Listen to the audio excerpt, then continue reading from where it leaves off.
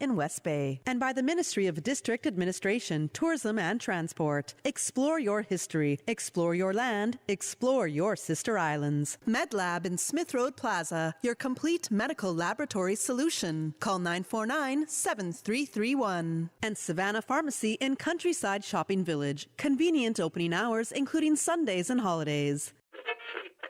Oh, I think they're doing a great job. A lot of them are. Good afternoon, Dwayne. How are you? Not too bad, sir. Ladies and gentlemen, Radio Cayman's Talk Today with Sterling Dwayne Ebanks. But I do have some questions.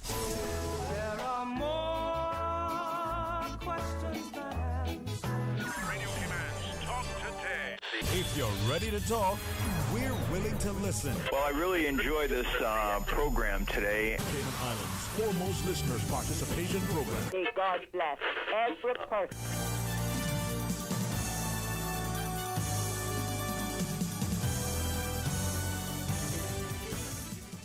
Hey, good afternoon and welcome. And thanks so much for joining us here on another magnificent Monday's edition of Talk Today. It's our monthly mental health matters, and we get a chance to talk about mental health in the justice system. So stay tuned for Talk Today. Radio Cayman's Talk Today, the Cayman Islands' foremost listeners participation program. We ask our listeners to avoid statements or comments which are abusive, derogatory, malicious, or defamatory. Do not use any indecent language or make any statement which is false or misleading. Email talktoday@candw.ky or call 1-800-534-8255. Courtesy of Flow. Cayman's #1 network that connects you to your world like never before. Let your voice be heard. Once again, here's your host, Sterling Dwayne Ebanks.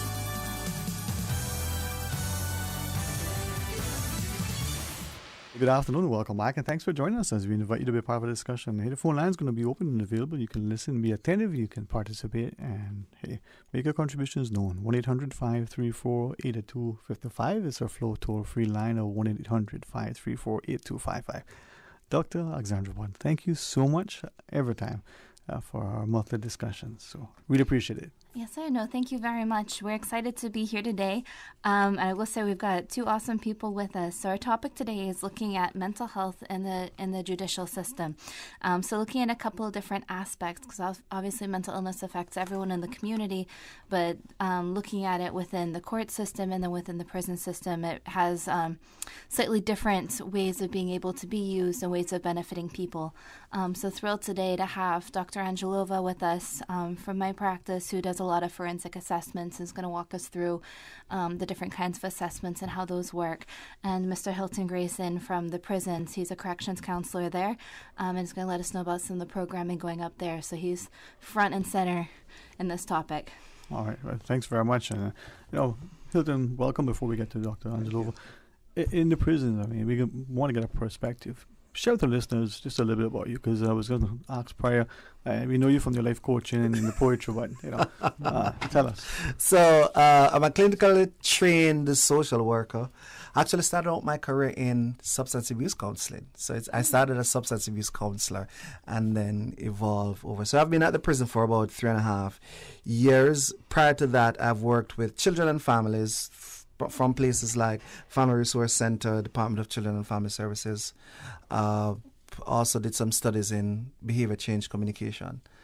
So to get the full gamut, it's been working with youth mainly, youth and families, and now I'm in the criminal justice system, continuing with some counseling. Yeah, it wasn't such a serious topic, I would say. Hard to decide who's prisoner and who's guard, but it's hard one to see all behind fences, but we'll get there. And again, it's a pleasure joining Dr. Borden over on Course Cayman is Dr. Angelova. Thank you very much for joining us.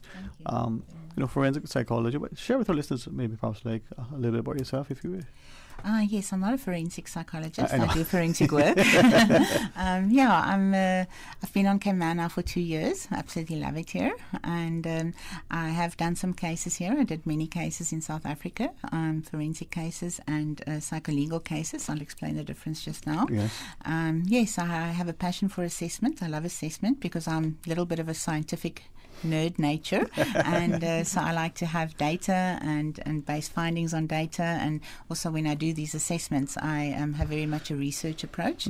I like to have a question from court and then answer this question, because that's the role of the psychologist in court, is actually to help the court make up their mind, or help the court with identifying in terms of the defendant psychological profiles, and how this person's personality makeup is, and the risk assessments and things like that. So that's basically the role of the psychologist in court. An inquiry mind, it's important. That leads us to discovery.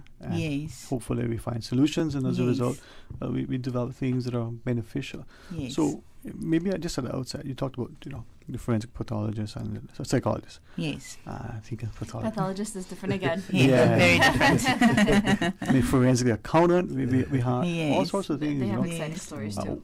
One of the things that, and I won't, just because I've been doing a lot of reading and it's important, for the forensic anthropologist.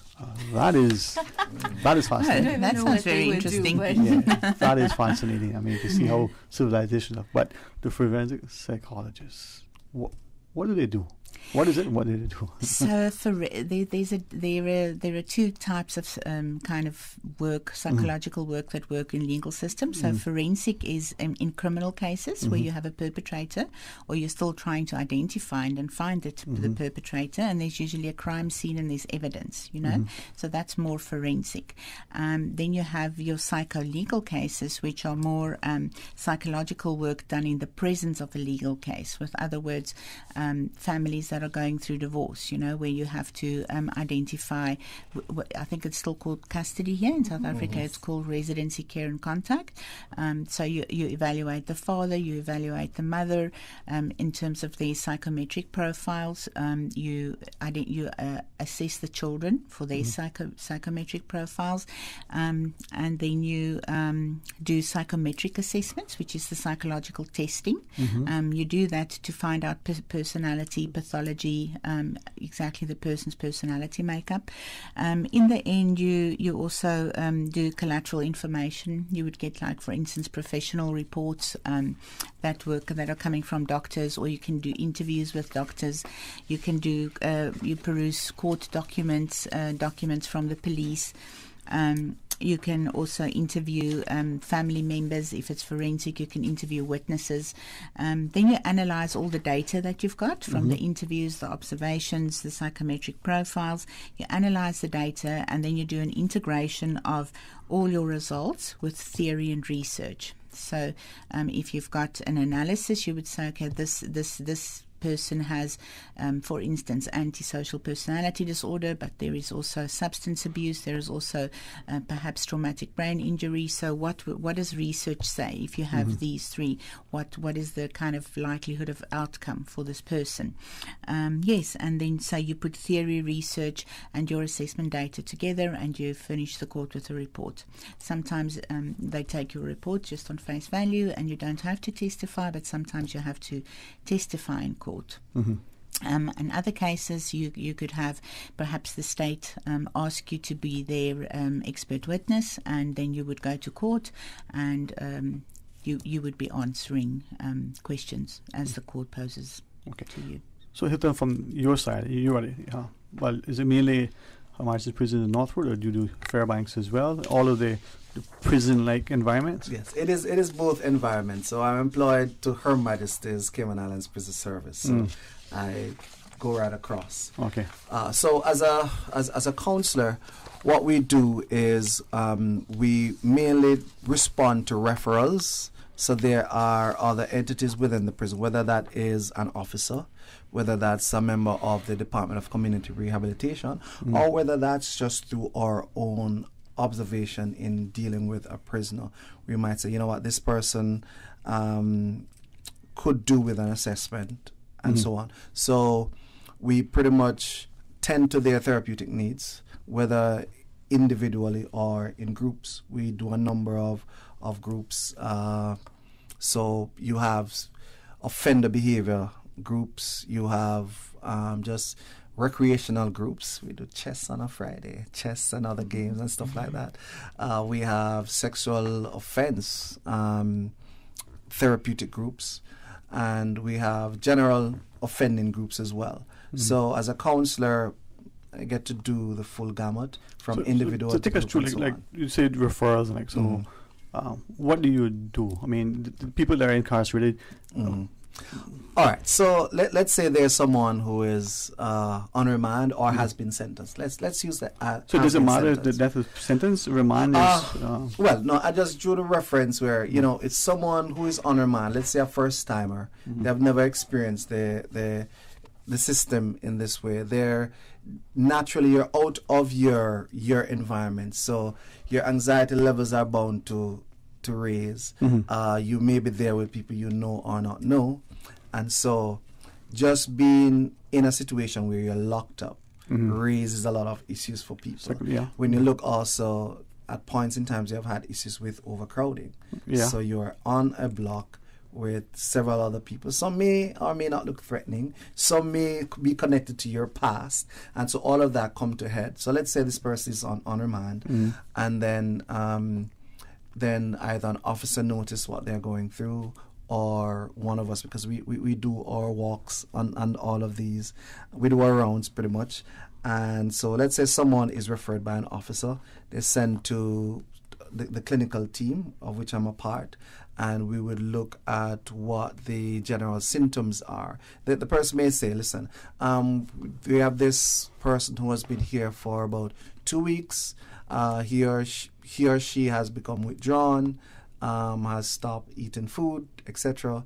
Or in the case where someone might have even uttered that, suicidal ideation. So those things happen, not eating food, suicidal ideation? Absolutely. So these are part and parcel of the environment. So once we get those reports, then so in the case of someone having suicidal ideation, we open up a particular procedural document that helps to protect us and them. We call it an ACT document. So we're able to monitor them on a daily basis, and if the threat is imminent, then it is synced to a particular time, starting as little as 15 minutes observations. And after review, we may extend that to an hour observation, and that goes right throughout as long as the person is on this document. It's pretty much a protocol that is established. So once a person is on, then you'll follow them through. Should we not do that for all prisoners? I mean, you just reference, some of us love to be alone in confined spaces. Some of us, the minute just having to go to the doctor and say, just go in the, the consultation room. We look around and go, ooh. But you're legal and subjected, your freedoms are gone. So should all prisoners perhaps be monitored, like in education where we have an individual education plan? They are all monitored, but not necessarily on a plan like a formal plan. So people get into the system. So I'm just using remand as an example. No, I'll follow you. So the officers are trained to observe and look at people. Some are repeat people, so they know their tendencies already. So they're all monitored, because there are points in time when the prison is locked down. There's a section called lockdown. So let's say 2 or 3 hours where everyone has to be in their cells. At this point in time, the officers would gather, sometimes discuss what is going on. Are there any dynamics between people? Because then you also have people who are not friendly with each other who may have to converge on a block. So they're all observed, but in terms of the formal assessment comes in particular when we're noticing something having to do with the person being either withdrawn, boisterous, or even violent. Yeah. If you can, as you go into the break, paint us a picture. Some of us probably don't fully understand what a prison is like. Some of us may have a preference, a point of reference. Paint us a picture. Do you have, what you see in the movies, the individual cells and the corridors and everybody's in a little cell? Do you have a big area that is sort of where they all bunks and you pretend like you are the platoon somewhere in the military? What is it like, or is it a combination? It's a combination depending on the block. Okay. So one of our larger blocks is the Bravo block. So that one is a straight corridor. The B block. Yes, the B block. So straight corridor with cells on either side. And some people manage to have a one-person cell, usually lifers. There's a particular reason for that. But for the most part, it's 2 persons in a two people in a cell. Yeah. We have a block like Charlie, which has the C wing has other kinds of dimension, but still a straight corridor for the most part. Cells on either side, and then you might have a little privileged block where for people who are transitioning through the system based on categories, who may have a nicer area, so to speak, because it's for privileged individuals. What makes that area nicer? Yes, what makes it nicer? Well, one, AC all day, some more facilities in terms of games. There's an enhanced wing in addition to a non-smoking wing. So the enhanced wing is what we call the F wing, mostly for people whose categories and risk are deemed as low. And so there you're able to cook for yourself on an F wing. You're able to they have computer access, not necessarily internet access, because those are monitored. They can play a little ping pong. They are more.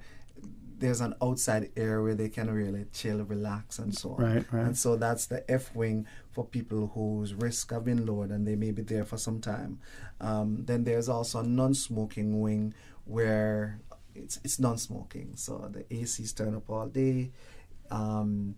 It's a little bit different from the ordinary everyday grueling ones. Okay, and then let's take the break and come back. We'll continue the discussion on mental health in the.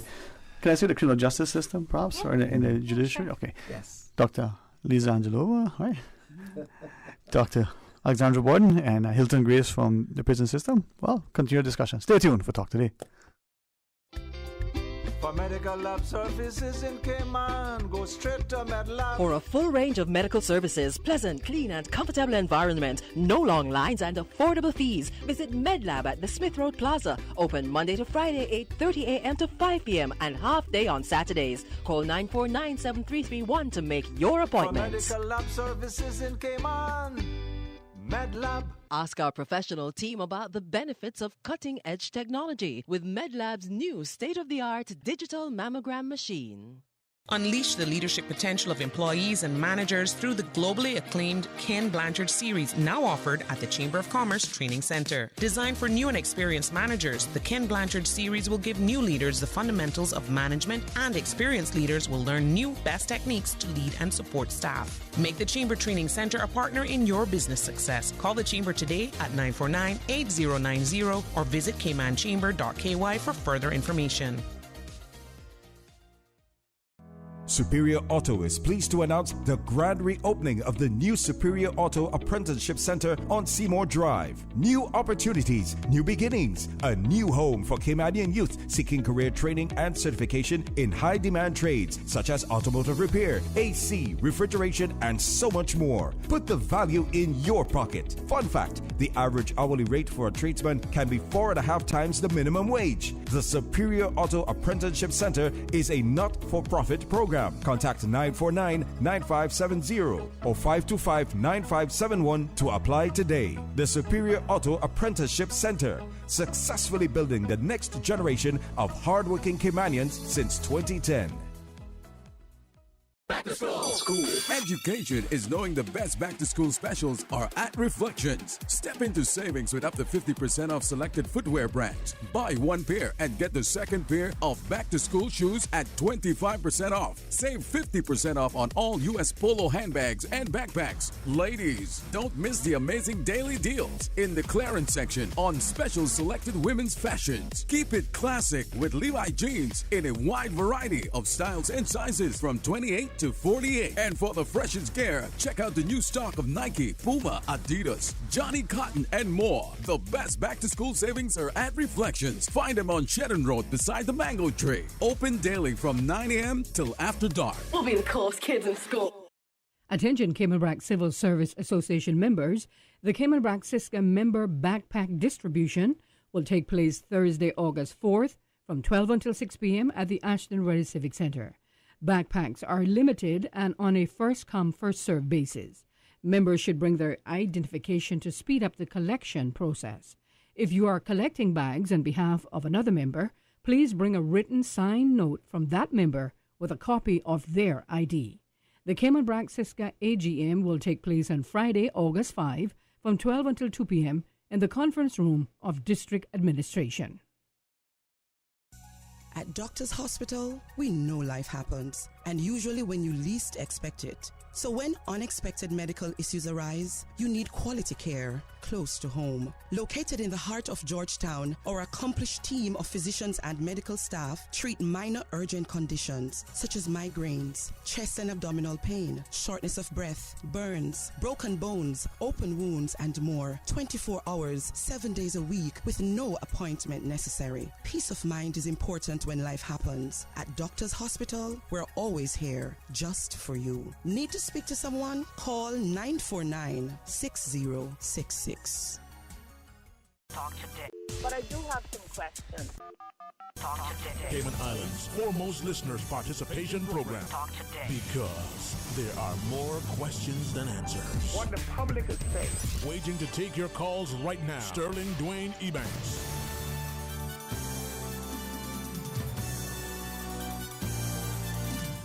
Hey, good afternoon. Welcome back, and thanks again for joining us. It's our monthly Mental Health Matters, and we're talking about mental health in the justice system. Dr. Borden, Dr. Angelova, and Hilton Grace are our guests. And I think increasingly there are some very sensitive discussions that we have in our society, and perhaps we don't really appreciate the emotive aspect. But maybe from a less informed perspective is why our discussions never evolve and they're never sufficiently informed. So hopefully today, just as a layperson, we get a perspective that they're not just locked away. This is a real living human. I mean, Hilton, you just shared the idea of being locked down for some people. That is significant to their physical health, but their mental health. Yes. And I think that's where we need to. We've all been in prison, and unless until someone tells me otherwise, the great lockdown of 2020, we were all under house arrest. And it affected us in many, many ways. Mostly negative, I would imagine, globally. Yes. So this is not unlike Dr. Borden, that experiment where you see people voluntarily go into a prison and subject themselves. Right. They know they're going to get out shortly, but they're willing to experience it. Look at what it does to them. And what happens when that experiment is repeated and their behaviors, those who are not familiar, pay attention. Yeah, no, it's definitely has a big impact on people, and that's where I'm really I'm not as involved in these aspects, but I can say from the little interactions I have had, I am glad to see that we do have professionals doing this work on island. I think psychologists have so much to offer, and so that's why I'm so glad that we have Dr. Angelova here. There's a few other professionals working in this area on island.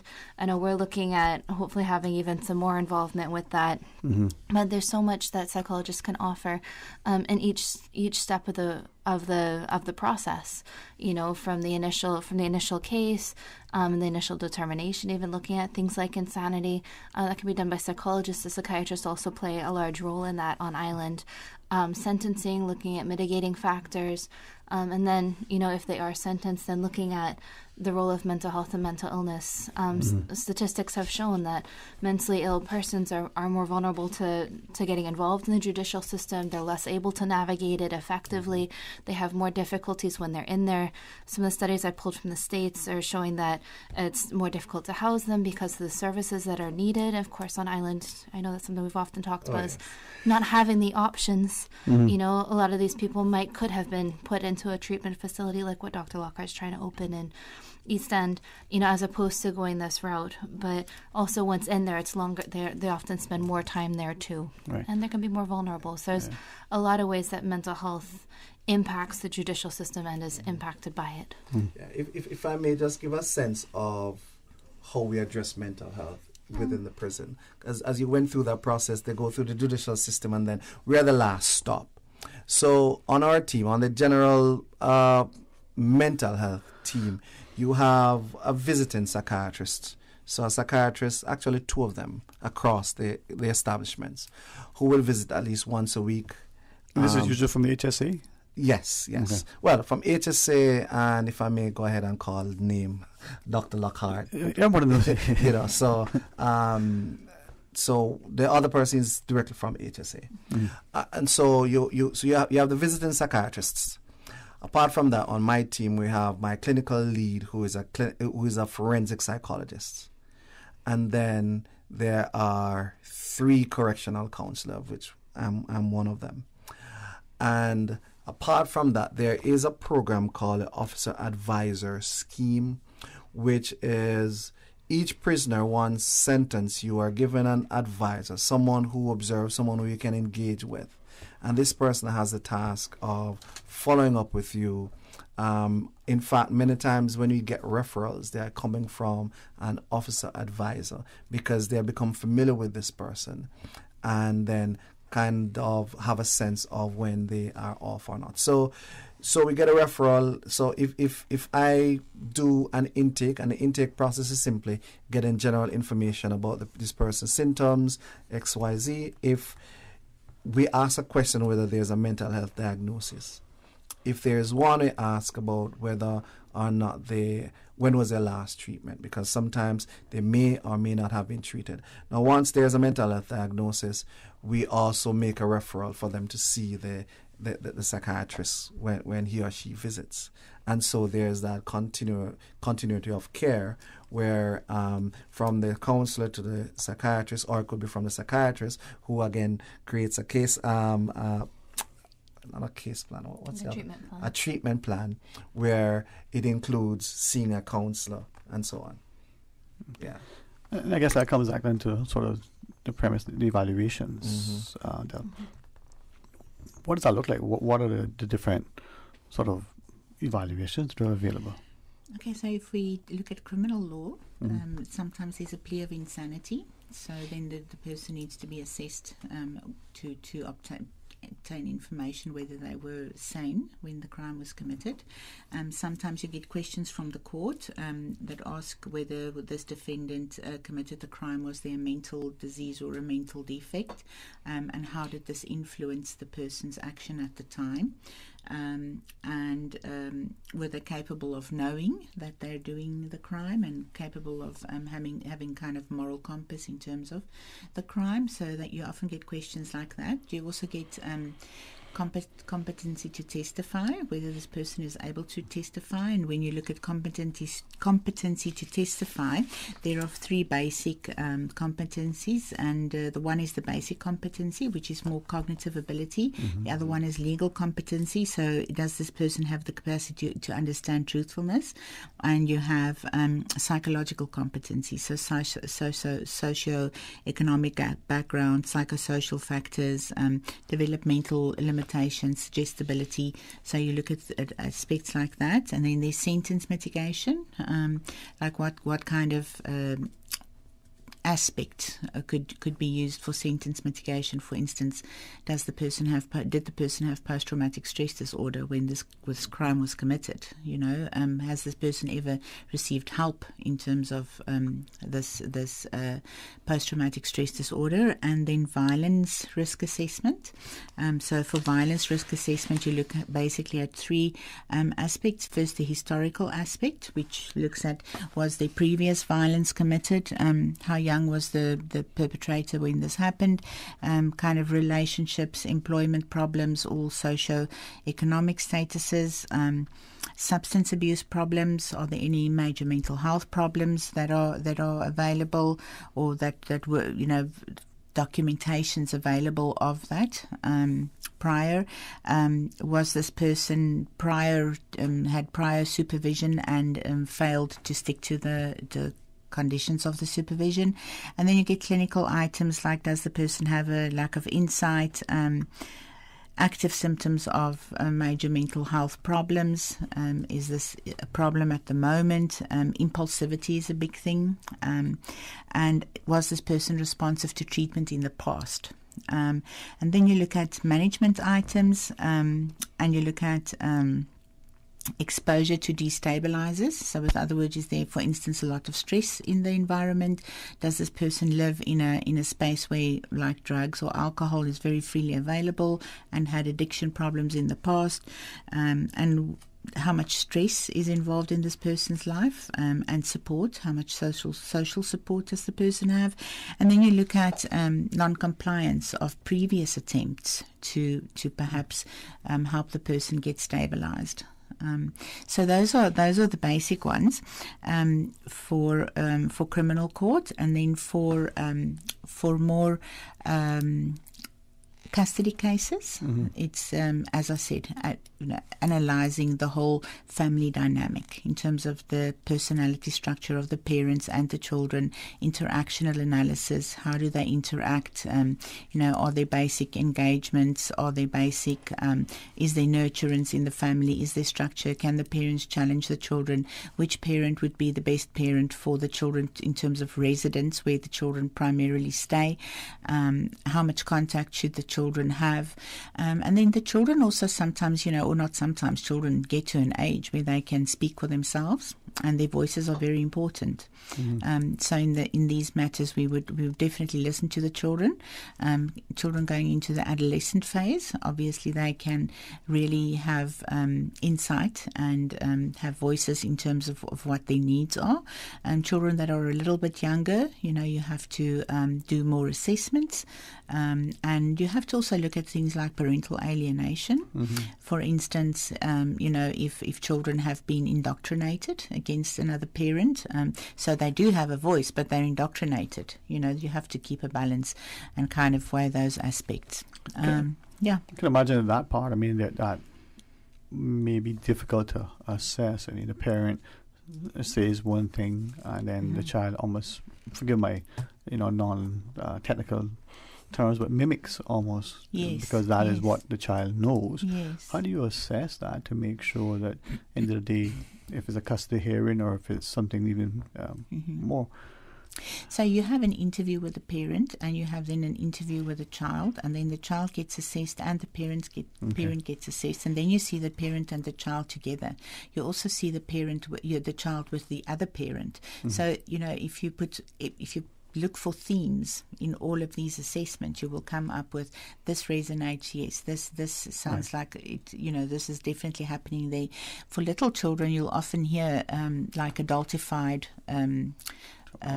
language, and you would know, like a 5-year-old would not know this language. Then heard it from mom, heard it from dad, and just repeating it, And in the interactional evaluation, you get a lot of information. You can see whether the parent is able to set boundaries, whether the kids remain in the boundaries, whether the child can engage with the father, can the child engage with the mother, is there nurturance in this relationship, does the parent challenge the child on an age-appropriate level, or does the child become frustrated? Can the child not tolerate this parent's kind of style? So you don't just use one test, it's based on a whole lot of information. You referenced the use of psychometric testing and the like, and I know in businesses, sometimes for senior executives, we use that. Maybe we could revisit that after the break and talk a little bit about it, see how that would play out. Yes. Hey, I should have took my notes that exam after. Stay tuned for Talk Today. Busy, busy, busy. Feel like there's not just enough hours in the day.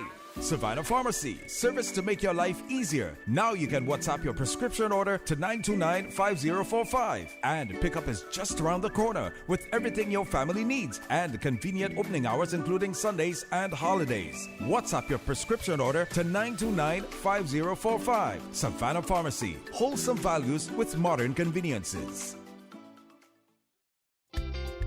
For medical lab services in Cayman, go straight to MedLab. For a full range of medical services, pleasant, clean and comfortable environment, no long lines and affordable fees, visit MedLab at the Smith Road Plaza. Open Monday to Friday, 8:30 a.m. to 5 p.m. and half day on Saturdays. Call 949-7331 to make your appointment. For medical lab services in Cayman, MedLab. Ask our professional team about the benefits of cutting-edge technology with MedLab's new state-of-the-art digital mammogram machine. On the road again. Boss, I broke down on the road, The truck looked like an Optimus Prime barbecue. In this heat, not surprised. But we need to get this cargo moving. Let's get the truck into Superior Auto pronto. When your trucks go down, Superior Auto is the team to get you back up. Reliable, quality-trained technicians who value your time and aim to get your trucks back in service so you can continue to be of service to your customers. Specializing in complete Isuzu, Hino, and other models of delivery box trucks and its repairs, including computer diagnostics, mechanical and body repair. Superior Auto, 525-9571 or 949-9570. Keep on trucking with Superior Auto. The best foundation you can wear is glowing, healthy skin. The offices of dermatologist Dr. Wayne Porter specialize in enhancing your skin's well-being. Whether you're seeking advanced skin care, including any skin cancers, Botox, filler, cosmetic skin enhancements, or simply looking to reduce wrinkles, Dr. Porter offers a full-service dermatology and dermatological surgery practice. For more information, email drporterkman@gmail.com or call 946-9020. That is 946-9020. Talk today. But I do have some questions. Talk today. Cayman Islands' foremost listeners participation program. Talk today. Because there are more questions than answers. What the public is saying. Waiting to take your calls right now. Sterling Dwayne Ebanks.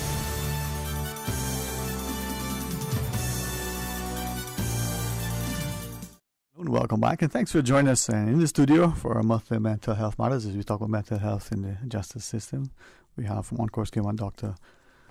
Alexandra Borden and her colleague Dr. Angelova, and from the prison system we have Hilton Grace.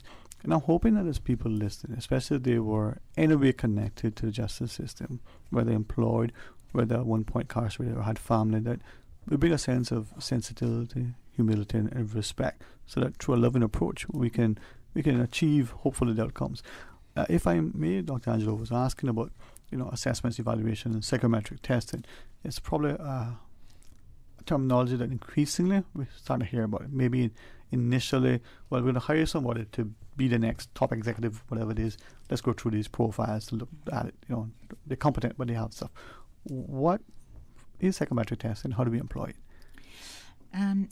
Psychometric testing is basically to test personality, personality assessments, pathology. The main ones there, should I know them? It's the MMPI, Minnesota Multiphasic, and then the MCMI, which is the Millen Clinical Assessment.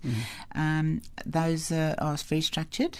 And if you use the two of them together, you get a lot of information about this person's functioning, and if there's any pathology. If you find pathology, I always try to do something extra just to make sure that this is what I'm seeing and this is what I'm hearing. It's definitely there.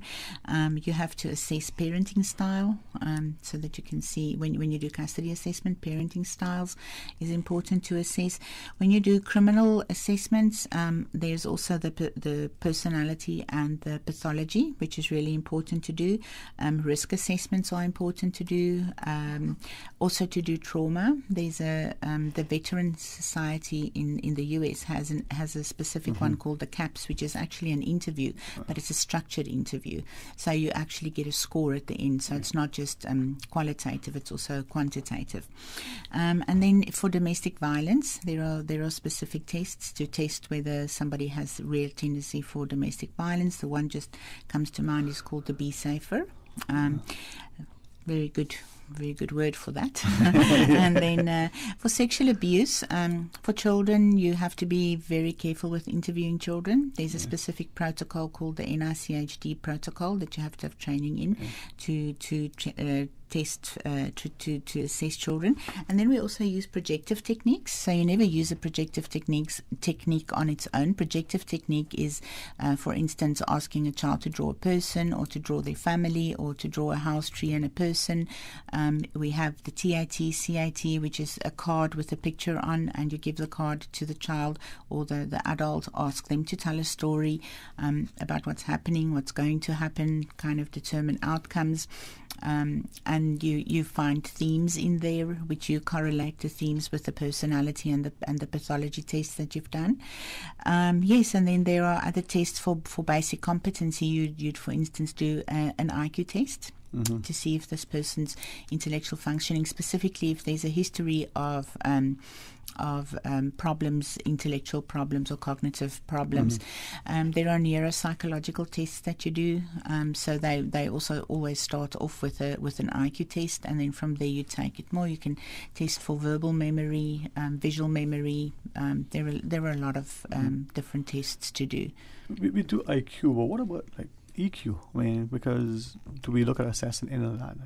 The person. There are assessments to assess EQ, but you would also definitely pick up in your interview, and your interview is kind of the foundation on which every assessment rests, because that's where you would find your guidance in terms of what needs to be assessed here. And you will definitely find in your interview whether there is a need for EQ testing. Okay. So Hilton, from the prison's perspective, we got all these body test evaluations and and when you're doing whether it's true referral, whether it's observation or otherwise, how many do you employ to ensure the treatment and the observation, the assistance? Okay. So our clinical leaders are forensic psychologist, and those factors would have been considered. She also does psychological assessment sometimes for what we call for lack of a better term, is a parole board, but it's really a conditional release board. So yes, those factors, because we're all generally trained not necessarily to use them, because my training is in social work, so I'm aware of them. I just can't deliver them unless I go do specialist training.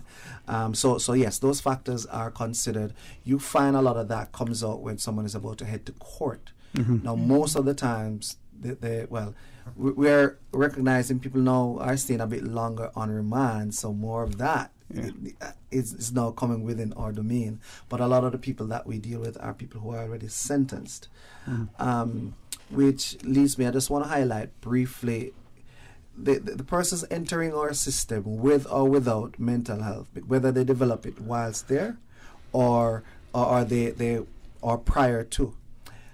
We have some challenges because the person enters the system, sometimes treated within the system, and again, treatment is mostly voluntary. There are points in time when we can do involuntary treatment. So for the most, in general, people who are doing their treatment in prison with mental illness, they are usually stable, usually. Now, the issue arises when they leave the system. One, the health services try, but they are not always successful in following up with those patients for whatever reason. As Dr. Bodden alluded to earlier, the issue of housing when people exit, especially for those who have had violence in their past, is very difficult. Family disengage. And I can tell you right now, we have probably about 8 or 10 inmates who they're not coming for any long time because they probably will get arrested for vagrancy. So they're spending 2-3 months or commercial burglary where they took one item. And so they're there 6 months, 4 months, 3 months. And each time they out, they come, and then they're also dually diagnosed. So they have a mental illness, but they are also addicted to some substance. And so that is the real issue in trying to address mental health within the justice system. Right. There are diversion programs, for example, the drug court and mental health court. So let's talk about some of those, sort of as part of the alternative sentencing program. But let's talk about some of the other stuff. We've got another half an hour when we return. We should have it all day. All right, stay tuned for Talk Today. 89.9 Radio Cayman helps you to weather the storm during this hurricane season. One of the most crucial elements of hurricane preparedness is storm awareness. During the season, it is of utmost importance to pay attention to the latest local weather forecast, as hurricanes do not suddenly form or strike. There are various methods of advanced notification. Utilizing such may be the difference between a favorable outcome and disaster. Both television and radio serve as excellent mediums with up-to-the-minute storm path information in the wake of a hurricane. Another method of tracking a hurricane may be only arm's length away. Your smartphone or tablet can be your most valuable tool. Before, during and after a storm, providing countless numbers of apps with crucial hurricane information. Many apps allow you to track storms with moving radar and satellite imagery, plus offer alerts, current conditions, forecasts, advisories, and even video. This hurricane preparedness tip was brought to you by your community radio station, Radio Cayman 89.9 FM. This is how we wake you up in the morning. Praise time on Radio Cayman.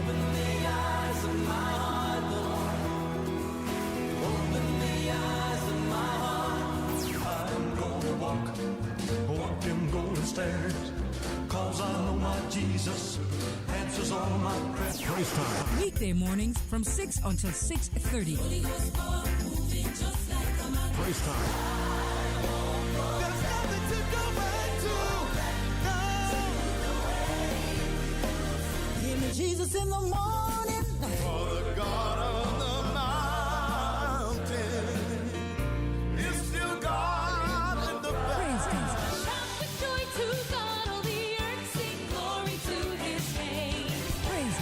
Praise time.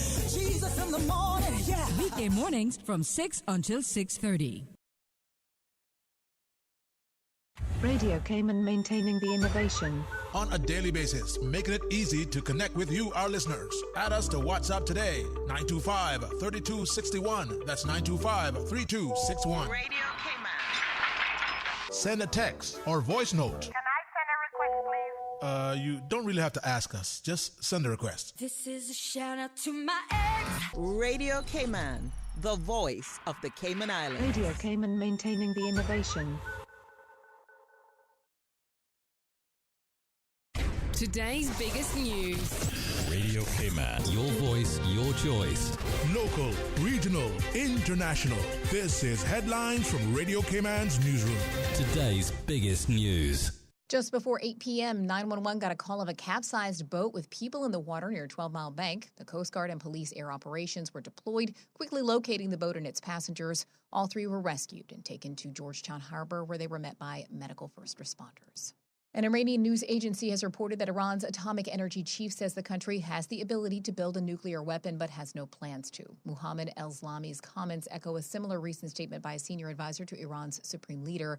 Such public claims by top officials are rare and likely to intensify concerns over the nature of Iran's nuclear program.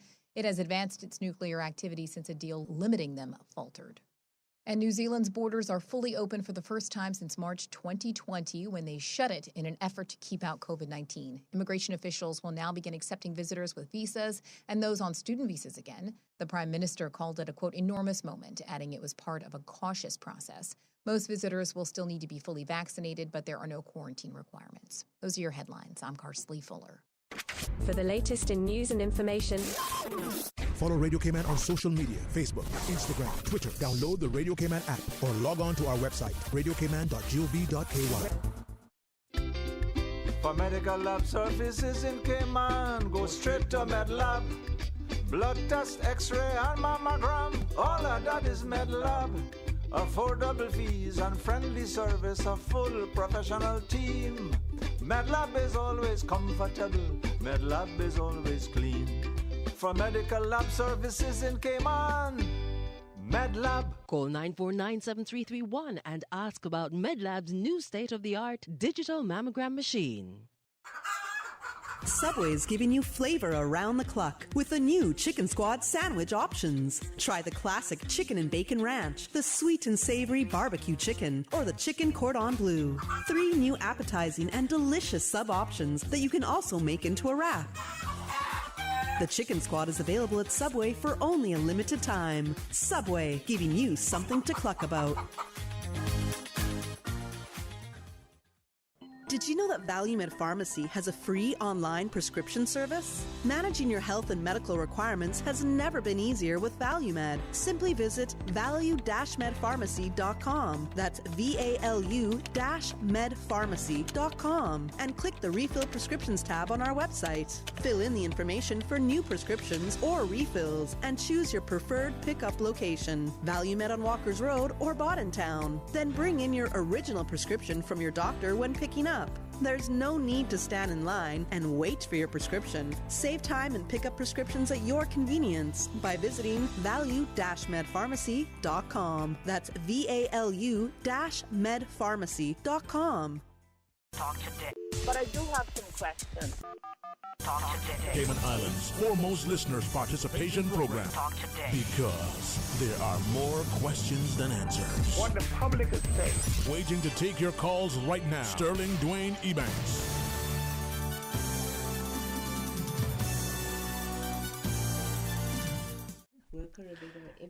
Hey, good afternoon and welcome back. And as Dr. Angelo was saying, this is the importance. You know what? Can I say this? We all should have a therapist. I guess if Miss Norma would approve, we'll have a program at night. We don't call it open line, but we do it on Mondays. And it'll be, meet your therapist. And I'll be sort of they'll be the protagonist, I won't play that part. And the person will call in. And I'll give advice, and then we'll have the real advice from the person who actually knows. That's we're going to do that program. Good work. Martha, well, while we laugh and jest, it is a monthly mental health matter. It's a very serious topic. And thanks so much to Dr. Alexandra Borden for facilitating, Dr. Angelo for joining us, and Hilton Grace. We see sometimes what unfolds in the society, and maybe because of anger and hurt, or we just grieve. Even the mention of restorative justice for some people is inflammatory.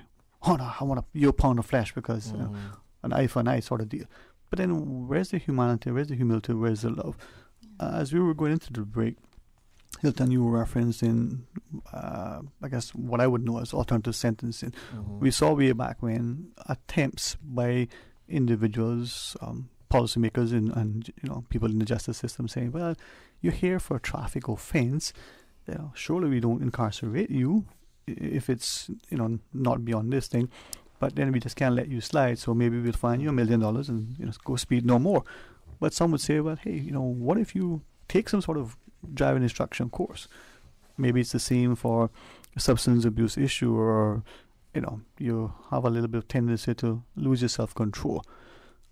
Alternative sentencing, do we have them in Cayman? What are they if we do, and do we know how effective they are? There are some. The effectiveness depends on a number of issues.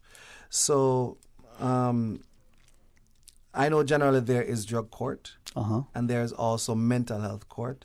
I've been to mental health court several times. And what the attempt is it helps people who have offended, but then we have recognized that their offense is really linked to their mental or to their addiction issue, and it gives them an opportunity to get clean and to work through the system and and get an alternate sentence. So drug court and mental health court work similarly, and those are the two main ones that I'm aware of. Right. If I may then ask them, for drug court, it would seem to be obvious before the drug court, because.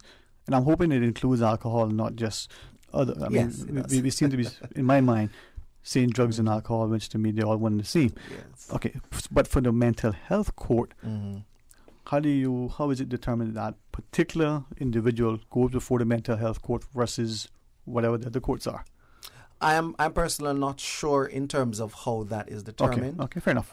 But they usually, with organizations like Department of Community Rehabilitation, and Magistrate Foldatz is really good. He's the one who chairs that. So oftentimes I will see my client who is up for mental health court, and I would attend. So let's ask a couple of things, unless you guys want to jump in.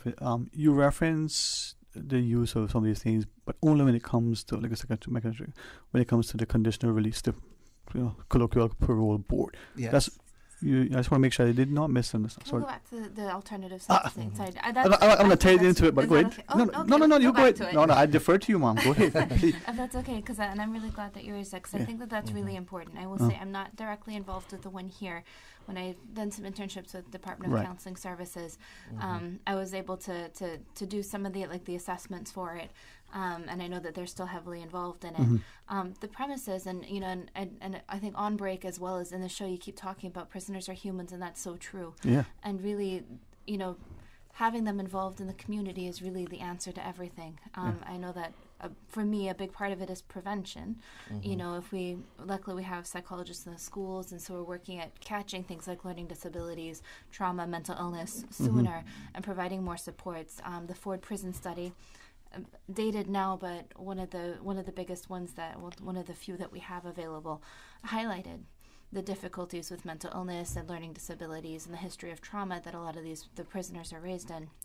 So if we can catch them sooner, hopefully we can prevent them developing into delinquency and then a lifetime of criminal activity. But the alternative sentencing is great in that they are a part of the community, and it helps them to become productive members. It saves a lot of money. Mr. Brent, so I also volunteer with Hope Foundation, which is great for transitioning out of the prison, because that's also a very tricky process. But the alternative sentencing programs like the drug court, the mental health court, are far cheaper to run. It keeps the person in the community. They have to do rehabilitation, community service generally until they find a job. So it keeps them, it allows them to pay back. Counseling and testing. Yes, as and they well. have to do So they have counseling services. They often have to do groups. If they're with the drug court, they'll do the substance use programs. Mental health court, I think, works very closely with HSA. So they have the whole treatment aspect there. The treatment providers are all a part of the court each week. And so at the start, there's a lot of meetings that they have to go to for drug court, a lot of urinalysis and the urine screens that they have to do. These guys, it's mainly men that I worked with, women are involved as well, but they have full programs. And it helps connect them with NAU, because Mr. Hilton referenced, that there's no housing.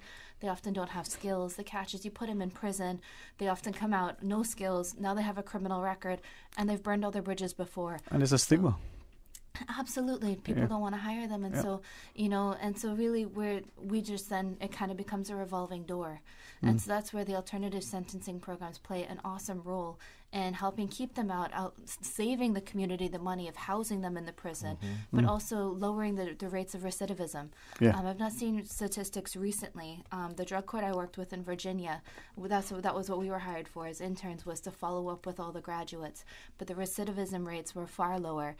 The drug court here actually has won prizes for being one of the top drug courts in the Caribbean. That was a few years ago. But I think they've got a good program going here. Judge Magistrate Foldatz does an awesome job with it. But it costs less. It keeps them in the community. They are able to make reparations. They're able to rebuild connections with family thanks to the treatment options. They get the mental health, the mental illness under control, the substance abuse under control. I mean, and there's checks and balances through all of it. I will say it's definitely not an easy ride. It's a difficult option.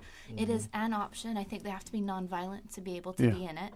And if they use or they relapse or they don't attend their treatment, then there's sanctions at different levels depending on what's going on. I think the drug court, last I talked to them, was about a year-long program. I think they can have up to 2 years to complete. That's very involved, but I think really helpful. I've also heard of a domestic violence court. I'm not sure if that's still running as a way of providing support for families with violence. So Hilton, with that, and Dr. Wan, thank you for adding that context, because that helps us. A prisoner now who is in the system, we understand, as you shared, that those on remand tend to, for whatever reason, and we talk about it in a different context, they're a little bit longer, but the prisoners in there, sentence is X time, whether that's years or months.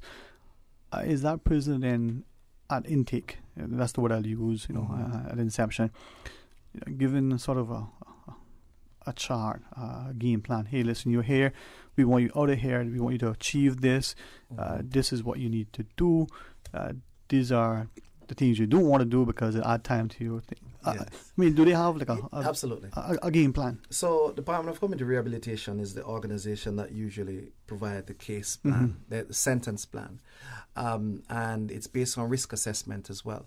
So they understand what their risks are. There are a battery of programs that this person may need to complete. It's still kind of voluntary because they may decide not to do any of them. But those who do stand a better chance of being successful with conditional release. So you find that when that time is coming, we have quite a rush. And so there is a sentence plan. Some people generally follow through on it, and there are several programs So how do we get you and your team to make sure that the prisoners, I mean, it's like a student in school, right? You start a school year, the teacher will teach the curriculum, not that I'm saying you should or shouldn't, but you know what's going to happen. You know, September and then come June, the school is over, you got your breaks. You're getting through certain things, certain tests, certain exams. The guy is there, you know, let's use the man, he's 18 months, well, years and years and a year. But how do we get them so that they appreciate, hey, you know, the purpose of the prison, we're going to punish you for what you do, we're going to rehabilitate, but we want to reintegrate you into society, and we don't want you to come back here again. So if we're not giving them the tools, or are we? And if not, how do we get them? So there are a number of tools available. So there's an entire part of the prison called re-entry. So there are educational programs. There, I spoke about the therapeutic programs that are available, as well as offender behavior programs. All of those are open and available to all. The issue is the motivation and the extent to which they are really interested in doing that. You have people who will say, listen, I don't have my time. I don't want that. Whilst you have others who are highly motivated and say, listen, I want to do this, that. We have outside partners who come in and run programs as well. So the prison has a number of programs. It's a combination of getting people motivated and then getting them actually to complete some of those programs. Management leadership, right, comes into play in terms of motivation from the coach to the mentor. You reference treatment, voluntary and involuntary. There are times you said that we can use involuntary treatment. What are those times? What kicks in when So an involuntary treatment, the local term is sectioning, in particular to someone who may be violent, who has a mental health issue and is probably violent. So that is where this person has no choice. The protocol is established where they are taken to Health Services Authority and they are treated.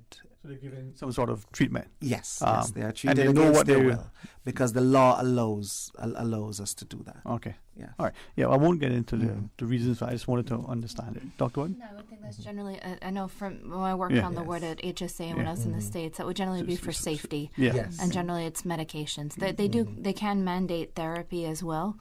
Of course, there's its own difficulties with that. But I think safety in those situations, it probably is medications. Yeah. Okay. Recidivism. I wrote it down. One of the first things you referenced it between us a number of times. Do we know what the recidivism rate? Because I believe there's an attempt to keep it below 5%.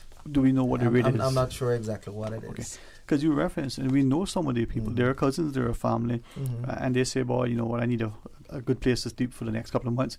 So they go and they steal a pencil. And the judge say, oh, George, you here again? You got your usual cell. That was our joke, right? Dr.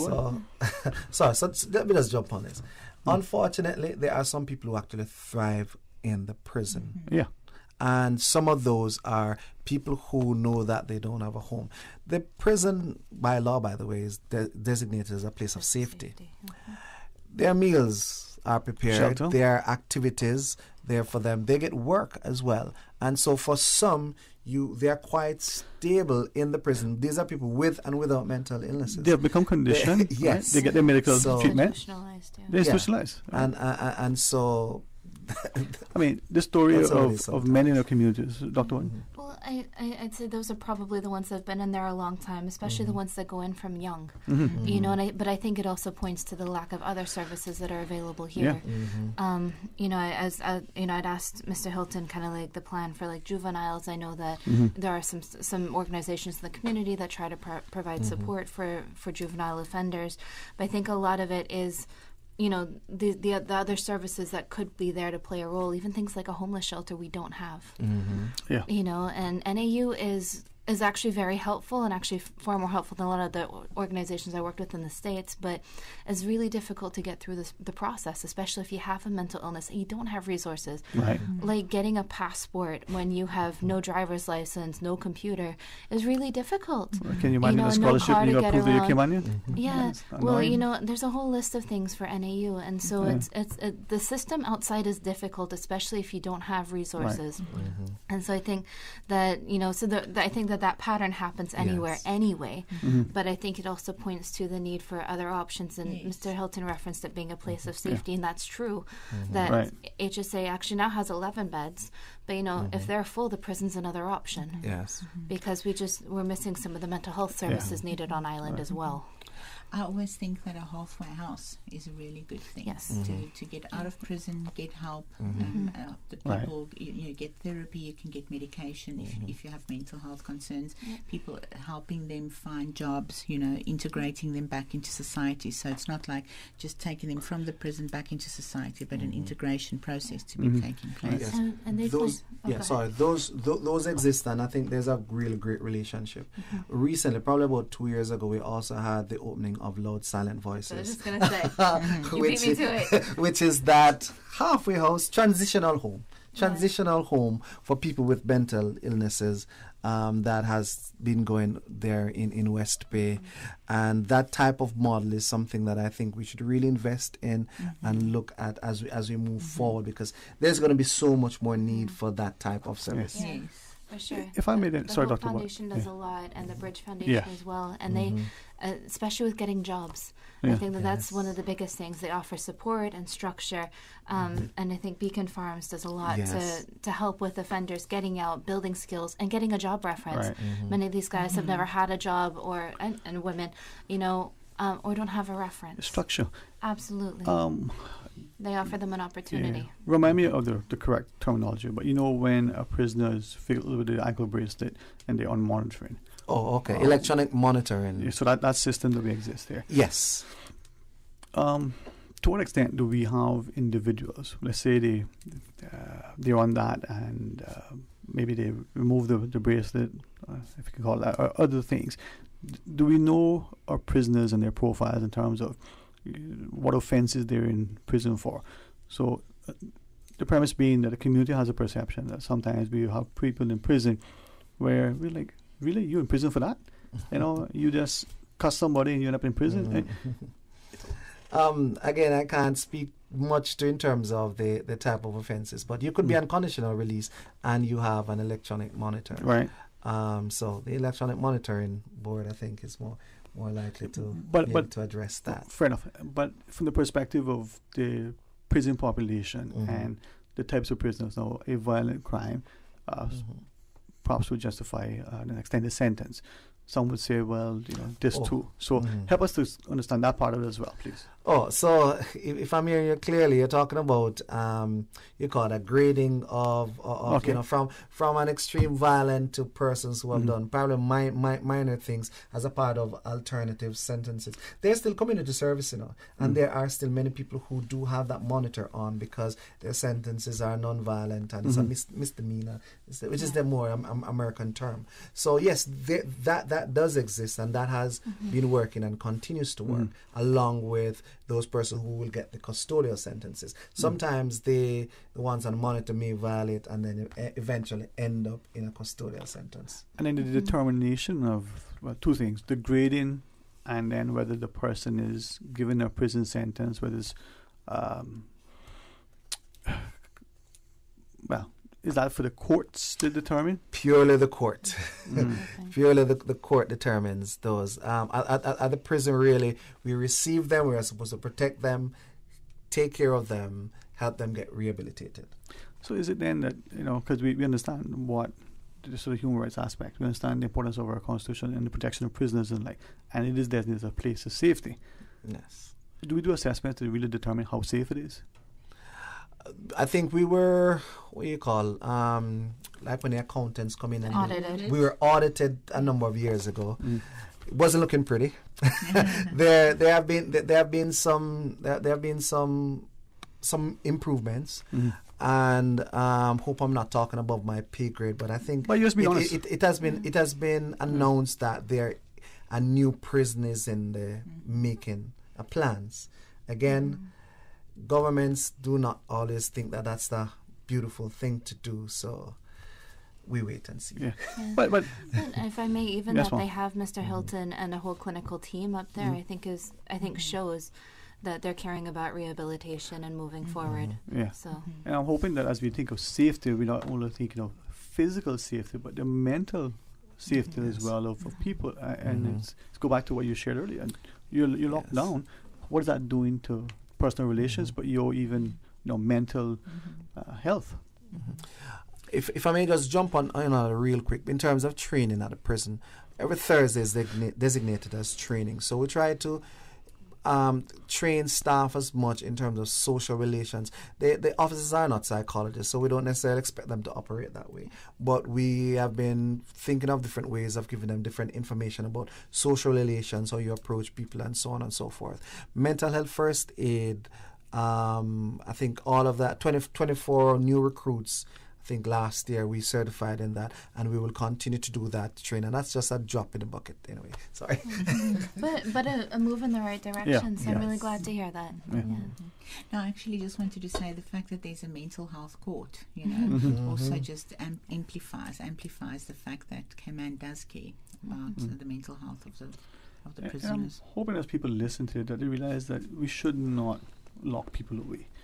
We should not just, leave it to the courts or the prison or this thing, Well, it's up to the community to make a difference as well, which we always come back to. It's up to the community to, I always talk about having a village to raise, it takes a village to raise a child, and that's how I think Cayman used to be. It's getting harder as we're getting bigger and more diverse, but I think a lot of it is going to be building relationships within the community and providing support early on for everyone. We had a wonderful community cleanup on Saturday in West Bay, and a wide cross section, and the good folks from Hope for Today were there participating, and it just shows you that you take ownership, you reconnect, you have ownership in and you see each other as what we are, people, and I think it's what's going to take the difference between success and not.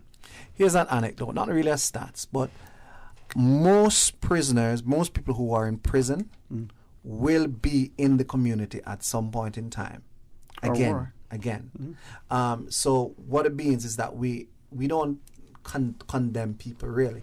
It is important for us to look at how we create how we offer the skills, the programs, and the community that can help people to return and be productive, because they all return. That's some excellent closing words. Dr. Boynton, before I ask you for your final words, Dr. Angela, anything you want to say? Yeah, I just want to say that I don't think we should be so easy to judge prisoners, and people that commit offences, because they're just human, and like they've lived in trauma. So most of them have traumatic past, addiction past, lived in poverty, didn't have opportunities, affected their mental health. So yes, I don't think we should just so easily judge. And not, forget that something on the other side sometimes is out of mind. So let's not forget that they're there, that they're people. Someone's son, someone's daughter. Yes. They're people.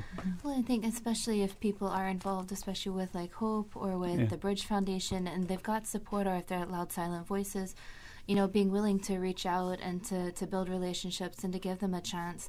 I think the prison also takes on volunteers as well. I know my women's group will sometimes go up there as a chance for them to make connections, get to meet people. For many of them, they didn't grow up in a loving home, and they've not had the chance for the connections and schooling and job opportunities that we have had. So yeah, definitely the more opportunities, the more interactions we can have, the better for them, but also for the community. It's a lot harder to wrong a community that you're a part of. Right. There's many theories that go into that, but that's kind of the essence. And the biggest protective factor for mental illness and for recidivism is social support. So it really is going to take all of us to bring the crime rates down. I think that's what's important. And if anyone needs any services, there's private services available, but Counseling Center offers free services in Cayman to anyone who's here, and they're available at 949-8789. You can call them and schedule an intake. The Alex Panton Foundation offers free support groups on the weekends online with Dr. Shari Smith, and for 18 to 30-year-olds, Mr. Shane runs the adult support group, and that's at Parcel 110 on Saturdays. More information about those services are available on their website, Instagram, and Facebook. All right. Thank you all very much, and I hope that we have these continued discussions, and as a community that we would appreciate that it's all about us being this together, and we can spend another $100 million on a new prison and it may not solve anything. We can get 5 more people that could make a significant impact. if we come with love, humility, and a sense of service. Absolutely. So it's about us. And thank you again, Dr. Ward, for the phenomenal panel that you always discuss. Dr. Angelova, Hilton, it's a pleasure. Likewise. Thank you. Have a great week. Thank you. For those of you who are, traveling and you want to come on areas, clear skies. For those of you who have lunch. Now let's pause and take a break. And when we come back, some open line. Hopefully Mario will be here. Stay tuned for Talk Today. A caring and community spirit, cherished family and cultural values. These are some of the things that still embodies the Caymanian way of life in the Eastern Districts today. Savannah Pharmacy, your neighborhood pharmacy, located in Countryside Shopping Village, is delighted to offer products and services of real value. Whether it's catering to your family's medical needs or carrying apparel, gifts, and beauty products, Savannah Pharmacy provides you with more than just prescriptions. Remember, they're always just around the corner with everything your family needs and convenient opening hours, including Sundays and holidays. Savannah Pharmacy. For more information, call 946-3336. Move with us, Cayman. Fidelity Bank is now Proven Bank. We will continue to serve you with the banking services that you've come to rely on, while moving you to another level of banking experience that you deserve. As members of the Proven Group, Proven Bank keeps your life and money moving. Learn about the Proven difference yourself at provenbank.com. Move with us. We are Proven. From boat days to beach gatherings, leave the catering to Subway. Choose from small and large sandwich platters, double meat wrap platters, and top it off with optional cookie platters for dessert. Or ask about our Subway Box to Go with the option of 6-inch or foot-long sandwich, 1 cookie, and 1 bag of chips. For all occasions and celebrations, let Subway focus on the food so you can focus on the fun. Visit subway.ky for catering options. Subway. Eat fresh. Cybercrime happens online or through the technology we use every day. Anyone can be a victim of cybercrime, whether you are a young person being bullied or harassed online, or an older person or business who's been scammed out of money or personal data. Cybercrime is an issue that touches all of us. The Cayman Islands government has therefore created an online resource to help keep you cyber safe in an ever-changing world. In online situations, it is better to be cyber safe than sorry. Learn now to protect yourself against cybercrime. Visit gov.ky/cybersafe. We think it's time you crossed over to a new vehicle. And with the Toyota Corolla Cross now at Vant Motors, you have plenty of reasons to make the switch. The crossover body and hybrid engine is a sleek design in a sturdy structure with a spacious interior that opens to extensive cargo space. Stuck in traffic? The high-performance self-charging hybrid system automatically switches between gas and electric vehicle mode, helping you lower both fuel costs and carbon emissions. The Corolla Cross has full LED lighting inside and out, an integrated display audio system with energy monitor, and a dual-zone climate control system to ensure comfort for all. Test drive the new Toyota Corolla Cross Hybrid today at Vant Motors, Walkers Road. JN Money presents the official Jamaica 60th Independence Celebrations on Friday, August 5th at the Lion Center, featuring from Jamaica, General Degree, alongside Erica Asai, Leroy Evans, Rose Gold, Dream Chasers dancers, and much more. There will be kids talent contest, best dress, and a dancing contest. Lots of prizes and giveaways, plus the best Jamaican food all day long. Health fair from 5 p.m. to 9 p.m. where you can get your PSA, diabetes, and blood pressure checked for free. Music by DJ Bengal and MC Lady T. Don't miss the Jamaica Independence Celebrations Friday, August 5th at the Lion Center, featuring General Degree. Admission is absolutely free. Sponsored by Kingston 62, Best Dressed Chicken, Popeyes, Royal Medical, Kmart Discount Store, People's Choice Grocery, Nathan General, Hot 104.1 FM, Cayman Airways, Cost You Less, Radio Cayman, and Breeze FM. JN Money, money touchdown. Send the money now. Reach wow. You say you need some money, JN Money, I can send it in a hurry. Get through quick when you come collect your cash, or use a money card and swipe it in a flash. Send funds to any bank, yeah. Pay your bills quick, yeah. Low fees, you know what it, yeah. JN Money, we a pick, yeah. Send and receive funds at any JN Money location. It's fast, affordable, and convenient. Money touchdown with JN Money. Send funds to any bank? Yeah. Pay your bills quick? Yeah. Low fees, you know what it? Yeah. JN Money, we are pick? Yeah. Call 345-945-2014 for details. Available at JN Money locations across the Cayman Islands. As the community continues to take precautions from COVID-19, it is important to stay prepared for other disasters now that we're in the hurricane season. Here are some post-hurricane safety tips from the Department of Environmental Health. Always separate debris from household garbage after a hurricane. Debris includes roofing materials, tree branches, and metals. All items of debris must be placed in separate piles and must not cause obstruction to roadways or come in contact with electrical lines. For full guidance on post-hurricane safety tips, visit www.deh.gov.ky. Talk today. But I do have some questions. Talk today. Cayman Islands' foremost listeners participation program. Talk today. Because there are more questions than answers. What the public is saying. Waiting to take your calls right now. Sterling Dwayne Ebanks.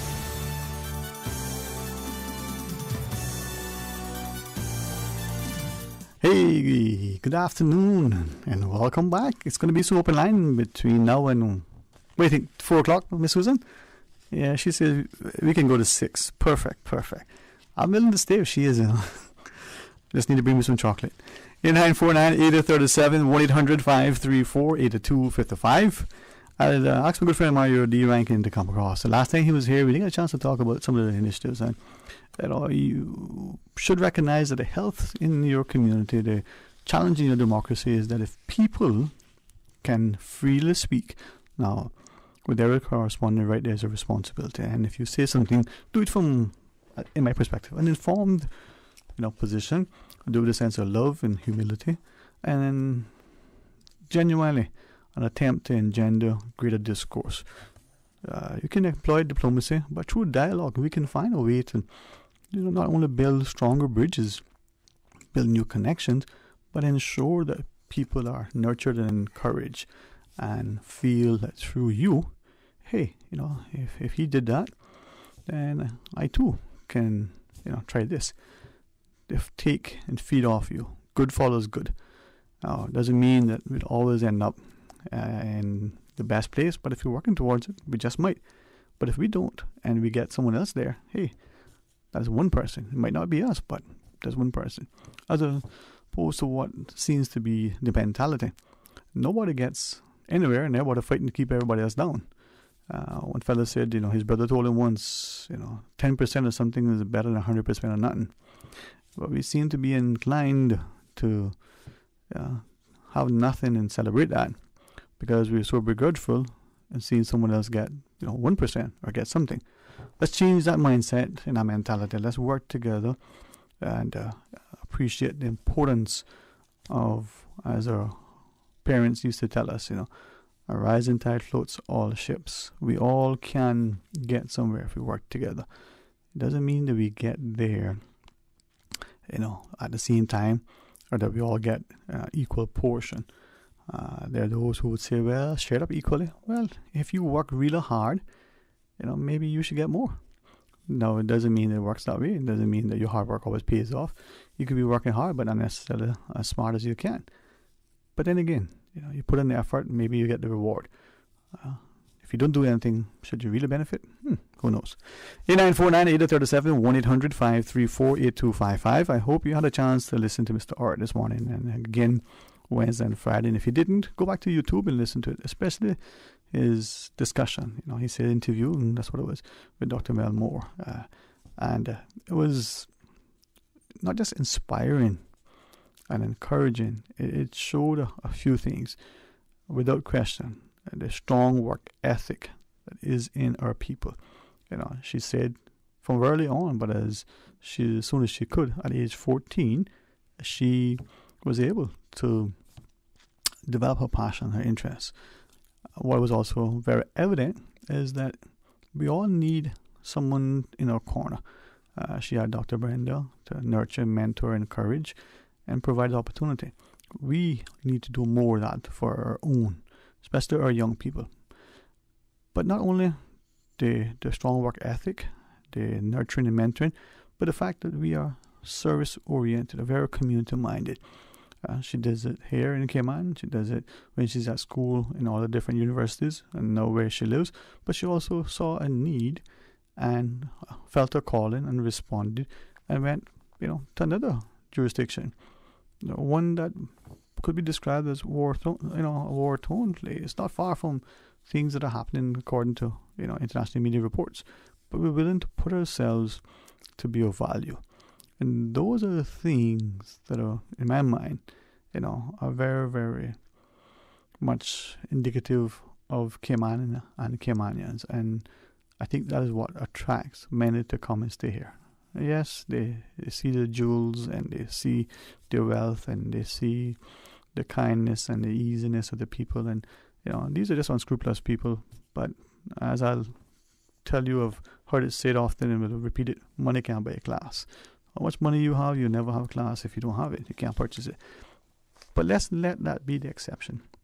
Let's actually do something even more.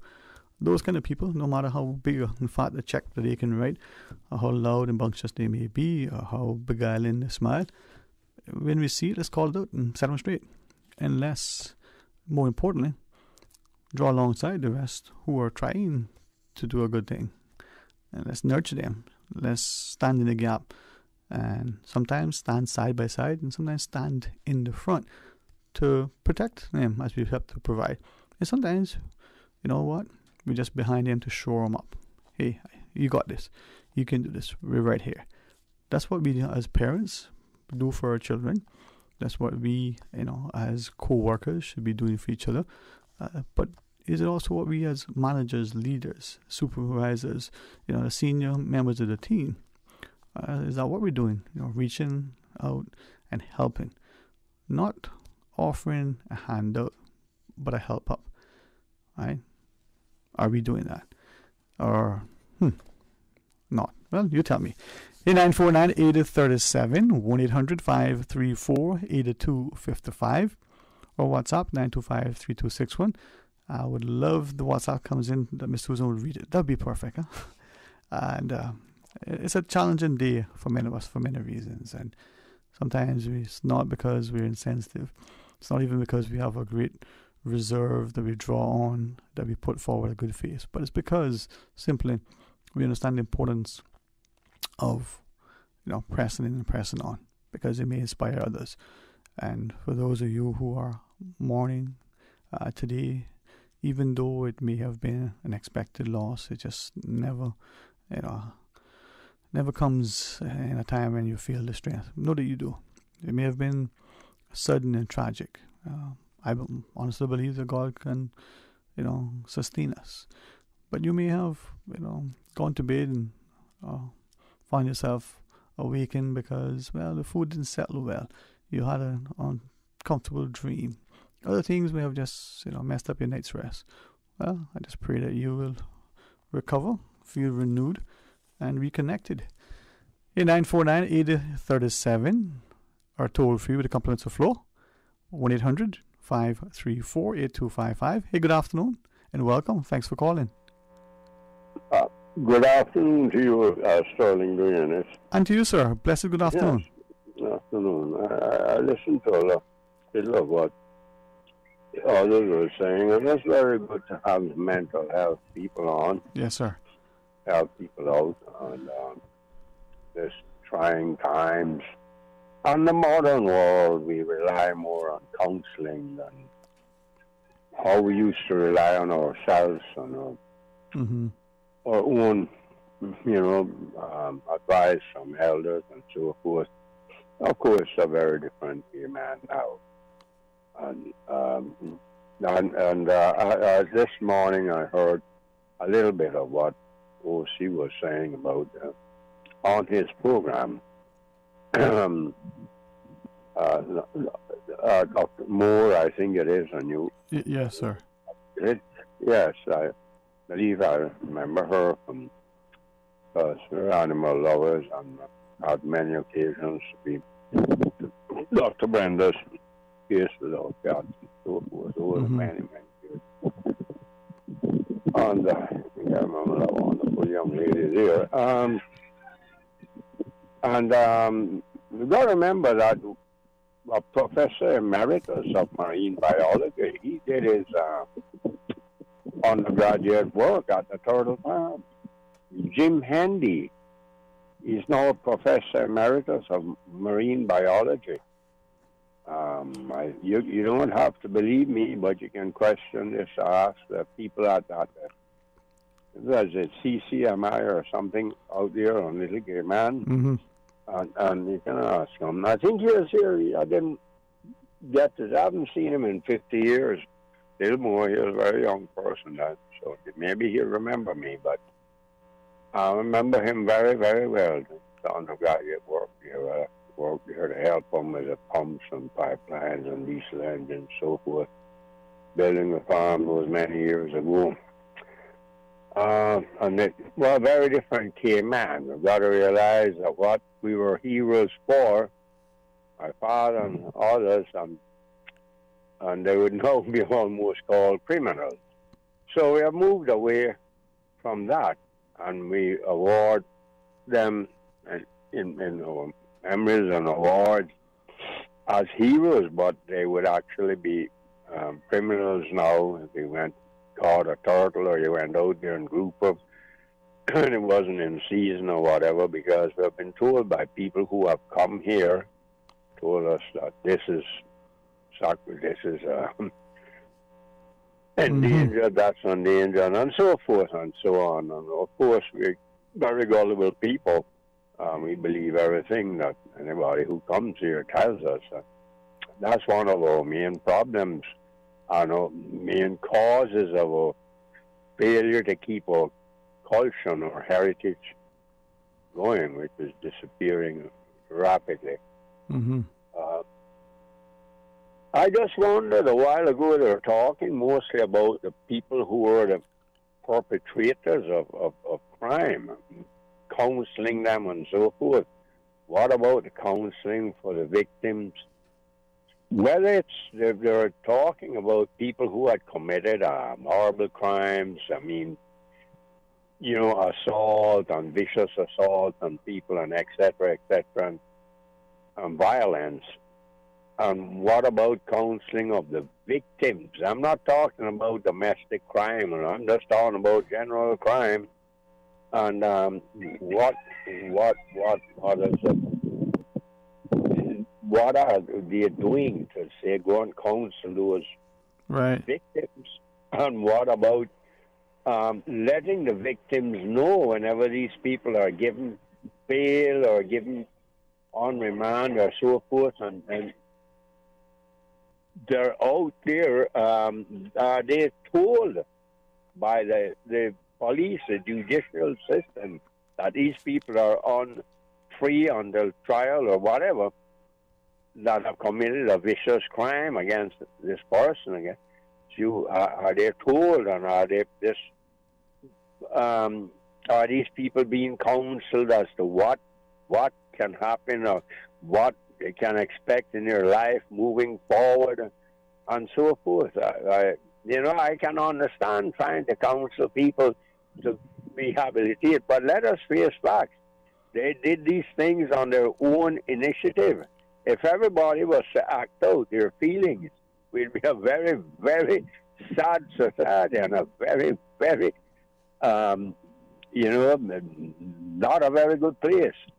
So there are people who have natural controls, and thank God most people do, to control their emotions and control their feelings and so forth. Those few who manage not to, we can find all kinds of excuses for it, but reality is, are they going to be a danger to society, the future, or so forth, or do we try to let the victims know that they are being thought of also, and they should be paramount?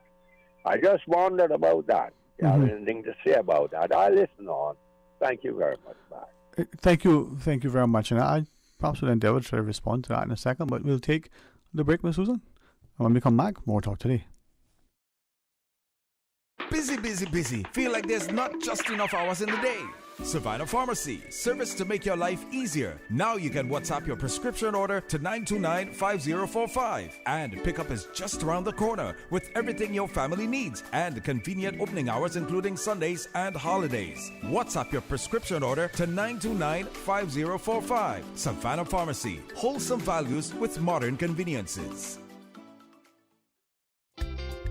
For medical lab services in Cayman, go straight to MedLab. For a full range of medical services, pleasant, clean and comfortable environment, no long lines and affordable fees, visit MedLab at the Smith Road Plaza. Open Monday to Friday, 8:30 a.m. to 5 p.m. and half day on Saturdays. Call 949-7331 to make your appointment. For medical lab services in Cayman, MedLab. Ask our professional team about the benefits of cutting-edge technology with MedLab's new state-of-the-art digital mammogram machine. Hi, I'm remodeling our bathroom. I have a few questions. Sure.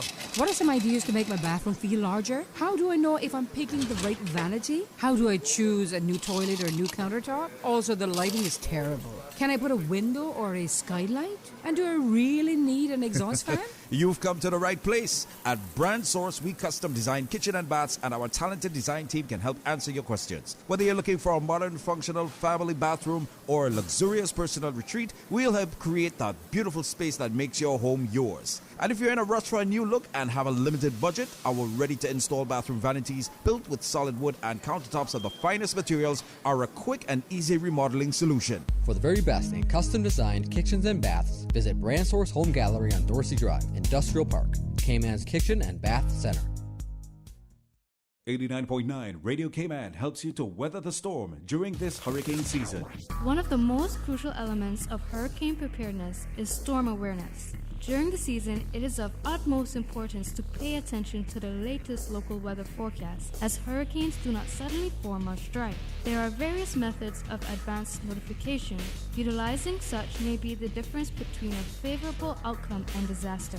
Both television and radio serve as excellent mediums with up-to-the-minute storm path information in the wake of a hurricane. Another method of tracking a hurricane may be only arm's length away. Your smartphone or tablet can be your most valuable tool before, during, and after a storm, providing countless numbers of apps with crucial hurricane information. Many apps allow you to track storms with moving radar and satellite imagery, plus offer alerts, current conditions, forecasts, advisories, and even video. This hurricane preparedness tip was brought to you by your community radio station, Radio Cayman, 89.9 FM. Talk today. But I do have some questions. Talk today. Cayman Islands' foremost listeners participation program. Talk today. Because there are more questions than answers. What the public is saying. Waiting to take your calls right now. Sterling Dwayne Ebanks.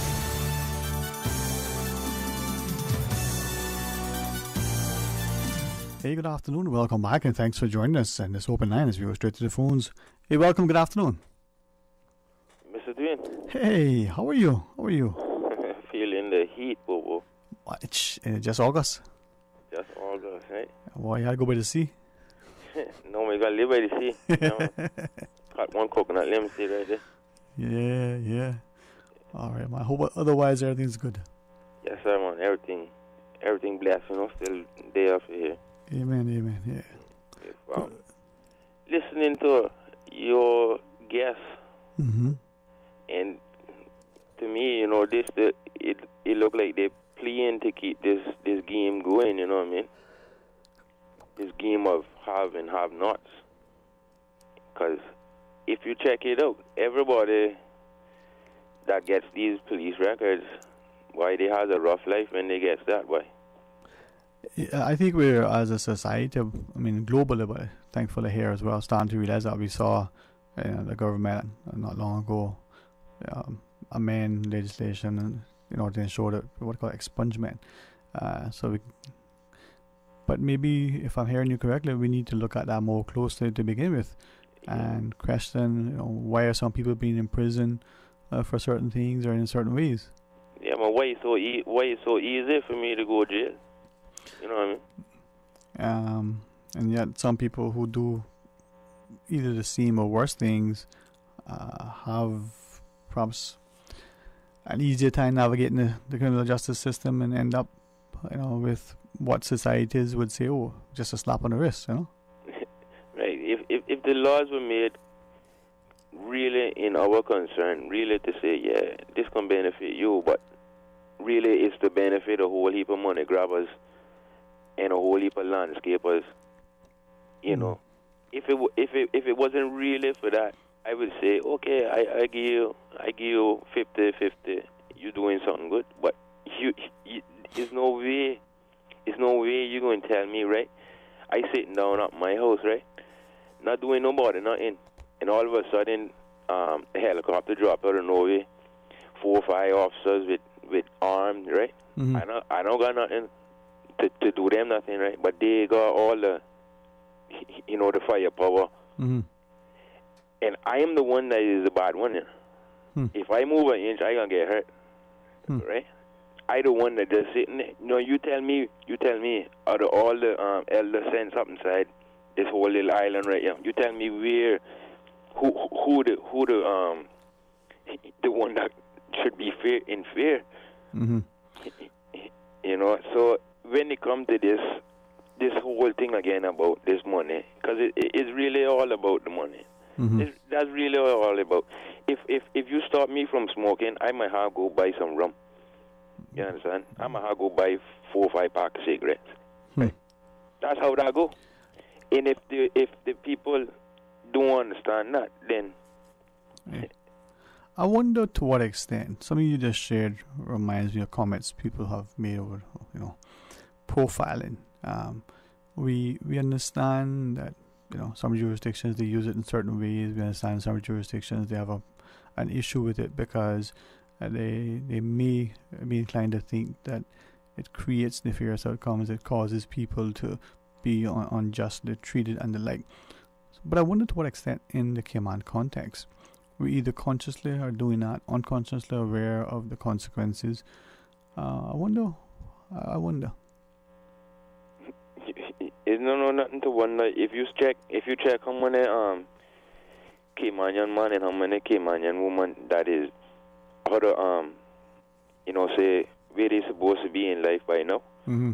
Even if they don't use ganja or they had nothing to do with ganja, it's still holding them back because of the money they got to spend. You understand?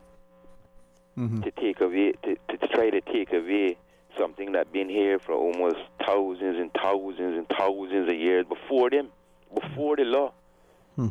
You understand? When you go and take away $50 from a baby belly for some herb, when the herb not doing nothing and the herb can probably help him, you is the devil. You gotta be the devil because it's only you're looking up something to take away from that baby. You greedy, so greedy that that baby can't have nothing in front of you, and that's the truth. I one more I gotta say it in the truth. Mm-hmm. The man that stands alone is the man with the truth, and they don't understand. Say this thing here, I can make milk out of this, I can make bread out of this, I can make a house out of this, I can build a car out of this, I can drive the car off of this. But you still can't leave me alone. Let me sit down in my yard. No, no. And I mean, as I listen to, I'm looking at a quick message from someone here. I wonder again with so many things, whether it's smoking herb, ganja, cannabis, whatever you call it, or drinking alcohol. If we look at some people and willing to be more accepting of the consumption, as opposed to when we look at other people. They drink all the time, but they're okay. They smoke, but that's part of who they are. That's okay. But this one or that one, I wonder that's a problem. Yeah, that could be a problem. These are the ones now you can hire counselors for. Them ones that overdo and have over accessibility to these kind of things. Mm-hmm. They're the ones that poison themselves like that. They don't know how to stop it. Yeah, we have the news break, and I'll take that shortly. Anything else you want to share, or we just want to call us back another time? I just lost my train of thought. Yeah, man. Well, listen, you take it easy. I'll give you a shout after the show, all right? Take it easy. All right, blessings, man. Let's pause, and when we come back, let's join our callers. Stay tuned for Talk Today. Today's biggest news. Radio Cayman, your voice, your choice. Local, regional, international. This is Headlines from Radio Cayman's newsroom. Today's biggest news. Cayman's power company Caribbean Utilities has deferred its base rate increase for all customers until January 2023. CUC says it will provide some relief for customers as they will continue to see a consistent rate for the energy charge component of their bills throughout 2022. The company says it made the decision because of increasing financial challenges some customers are facing right now. In international headlines, the first ship carrying Ukrainian grain under a new deal with Russia and Ukraine left the port of Odessa today. The internationally brokered arrangement aims to unblock the embattled country's agricultural exports and ease the growing global food crisis. The Sierra Leone-flagged ship Razoni is carrying 26,000 tons of corn destined for Lebanon. Russia and Ukraine signed agreements in Istanbul with Turkey and the UN on July 22nd, clearing the way for Ukraine to export 22 million tons of grain and other agricultural products that have been stuck in the Black Sea ports. The deals also allow Russia to export grain and fertilizer. As part of these agreements, safe corridors through the mined waters outside Ukraine's ports were established. An alleged migrant smuggler was killed by police near the Mexican-Guatemala border early today after the driver of the pickup truck he was traveling in ignored police officers' orders to stop. The Chiapas State Prosecutor's Office said in a statement that 5 migrants, whose nationalities were not given, were also traveling in the truck with the driver and the man who was shot. The State Prosecutor's Office did not immediately respond to requests for comment. Those are your headlines from Radio Cayman's newsroom. I'm April Cummings. For the latest in news and information, follow Radio Cayman on social media, Facebook, Instagram, Twitter. Download the Radio Cayman app or log on to our website, radiocayman.gov.ky. We wanna go and dally, Backyard, Caymanian and Jamaican cuisine. 7 Mile Beach might have changed, but Backyard is bringing it back. True Caribbean food in the heart of 7 Mile, just like Mama's home cooking. Brown stew snapper, Cayman style beef, jerk chicken, turtle stew, and the delicious list goes on. Dine in, take out, or order with the Bento app. Backyard, Caymanian and Jamaican cuisine, 269 West Bay Road, or call 746-4603. Backyard, daily lunch specials, and the one-of-a-kind Fun Day Sunday brunch. Backyard. Talk today. But I do have some questions. Talk today. Cayman Islands' foremost listeners' participation program. Talk today. Because there are more questions than answers. What the public is saying. Waiting to take your calls right now. Sterling Dwayne Ebanks.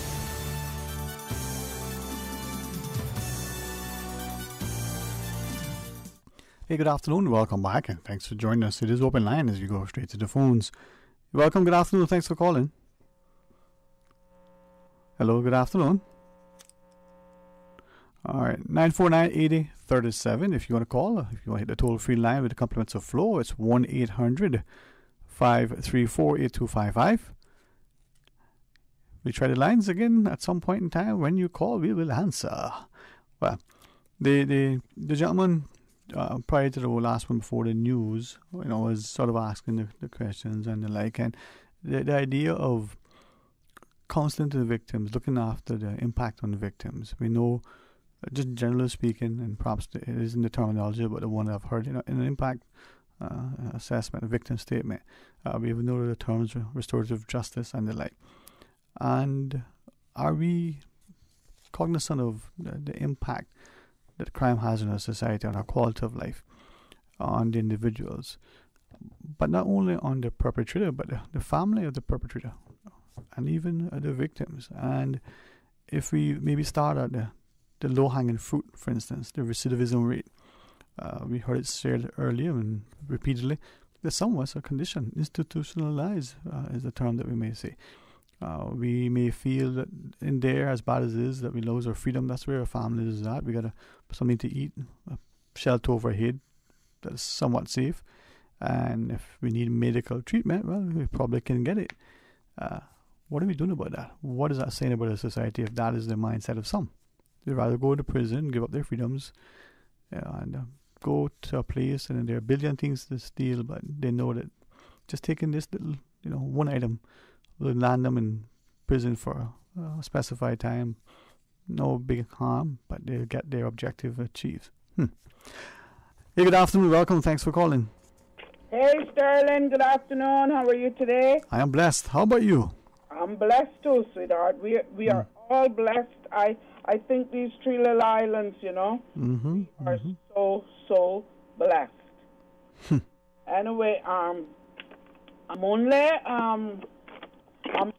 calling to remind the public of the youth football camp, that I called you about earlier on. And Sterling, honestly, I forgot the email that you gave me to send it to that you... rcnews@gov.ky.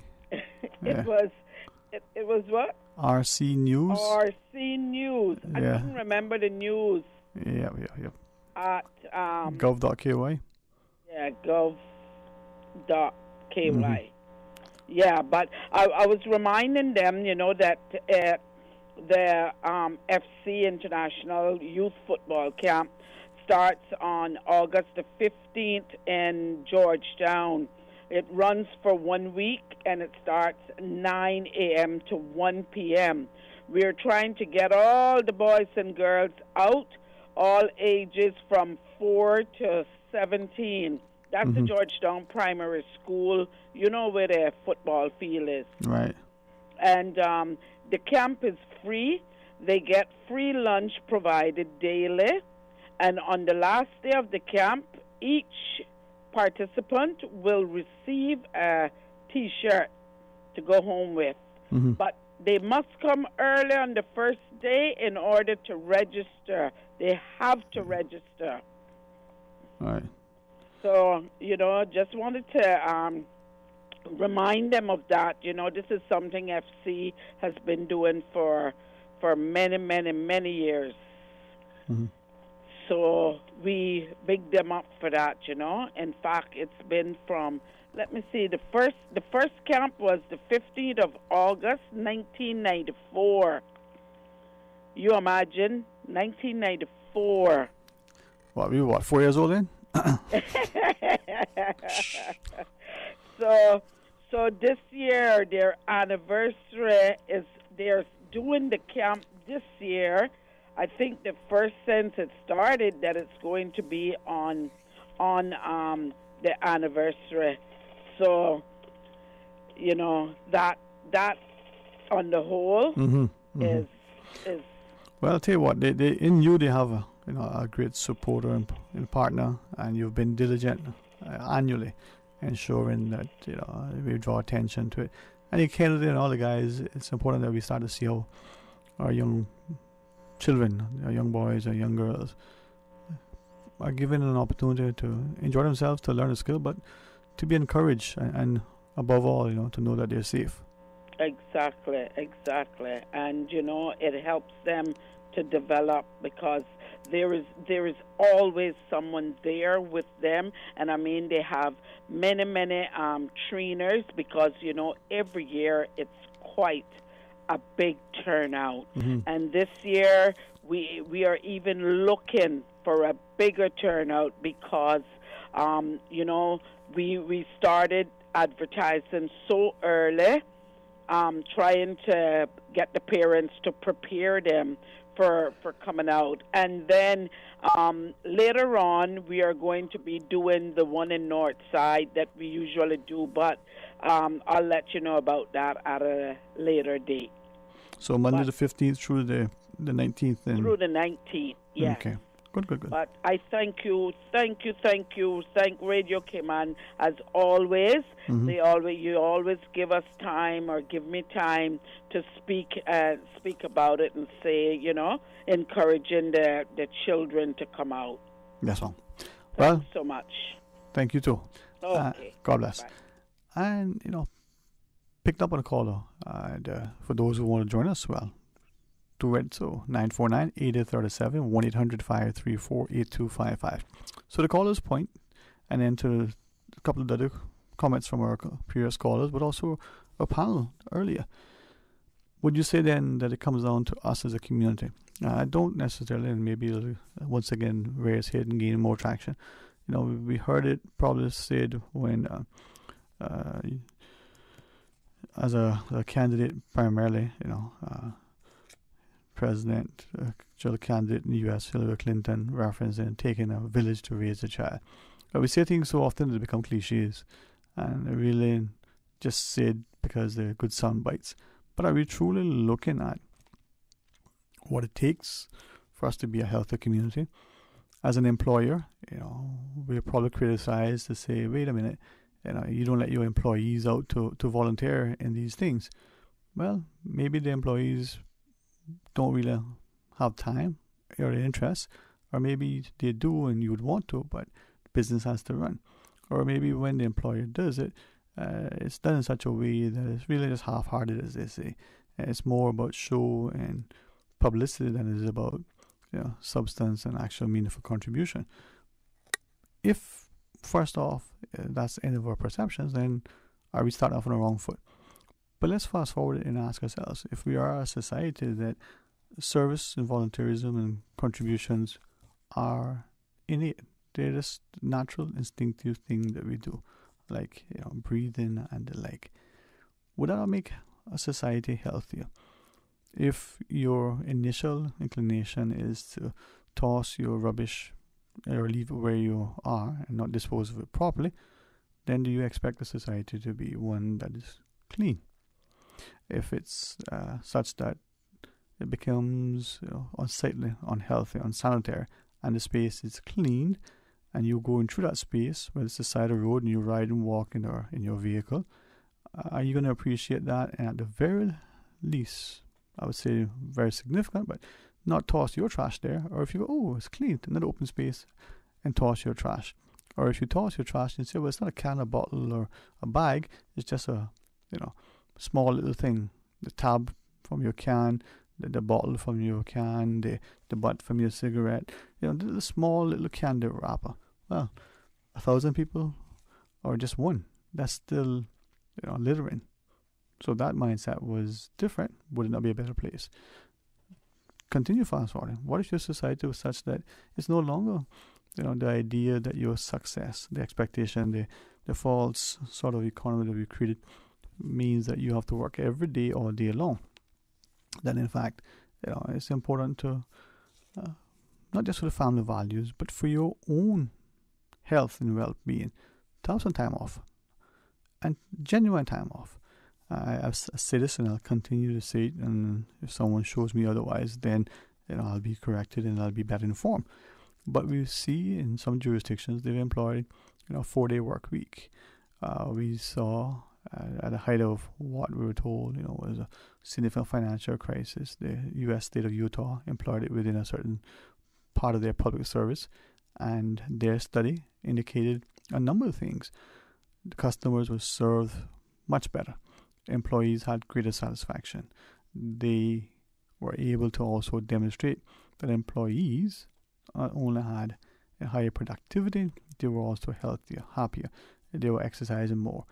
But organizations that were sort of part of it within the public service actually sort of reduce operating costs in terms of utilities.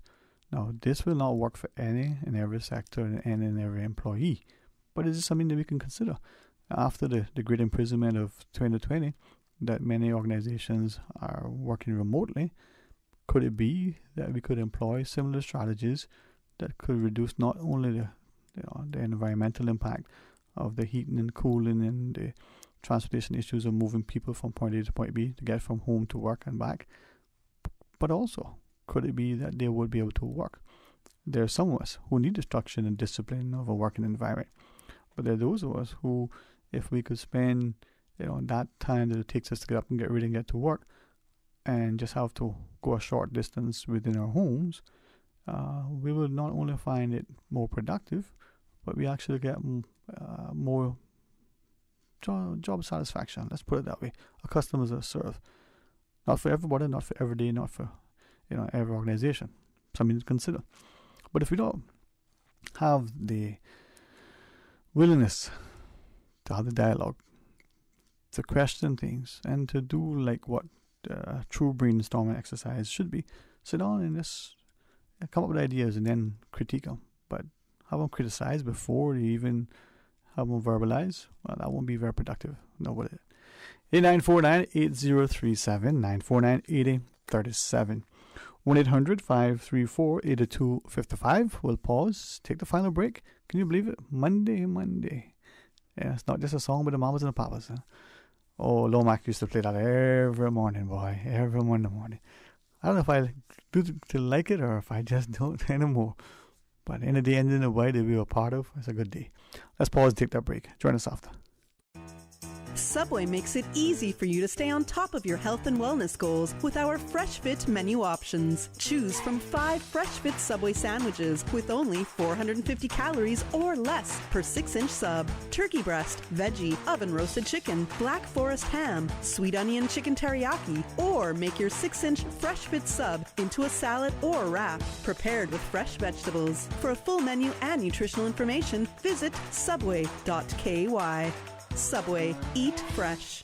A caring and community spirit, cherished family and cultural values. These are some of the things that still embodies the Caymanian way of life in the Eastern Districts today. Savannah Pharmacy, your neighborhood pharmacy, located in Countryside Shopping Village, is delighted to offer products and services of real value. Whether it's catering to your family's medical needs or carrying apparel, gifts, and beauty products, Savannah Pharmacy provides you with more than just prescriptions. Remember, they're always just around the corner with everything your family needs and convenient opening hours, including Sundays and holidays. Savannah Pharmacy. For more information, call 946-3336.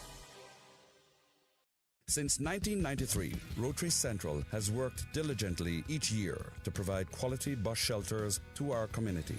A traveling convenience to our school children, the elderly, young people going to work, guest workers, and visitors using the public bus. We, Rotary Central, help you, our advertisers, make it happen. Your marketing dollar travels a far way, positioning your message, your product, your services, your presence in over 83 bus shelters. Every dollar you spend, every advert you place helps to build another bus shelter, providing modest comfort for Cayman travelers. Reserve space now on the only billboard medium in the Cayman Islands. Email rotaryshelters@gmail.com. rotaryshelters@gmail.com. The Bus Shelters, a partner in community convenience. Another inspiration program by Rotary Central Cayman Islands. You know the easiest way to get free food? No, not go steal your neighbor's mango, but plant a tree. Yeah, for real. More trees, more food, less grocery bills. To celebrate Her Majesty Queen Platinum Jubilee, come plant a tree for the Jubilee. Yeah, we need you. Yes, you. Make sure you leave your green mark on the Cayman Islands.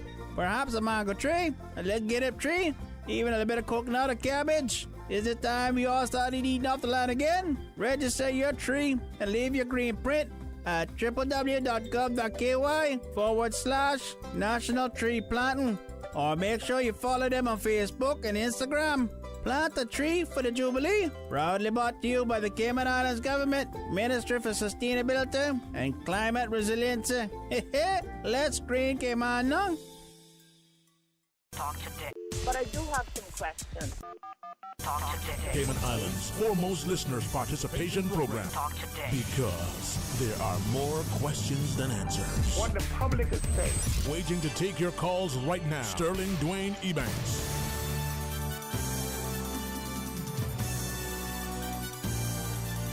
Hey, good afternoon and welcome back. Thanks for joining us. As the digital clock is correct, it says 2:19:33.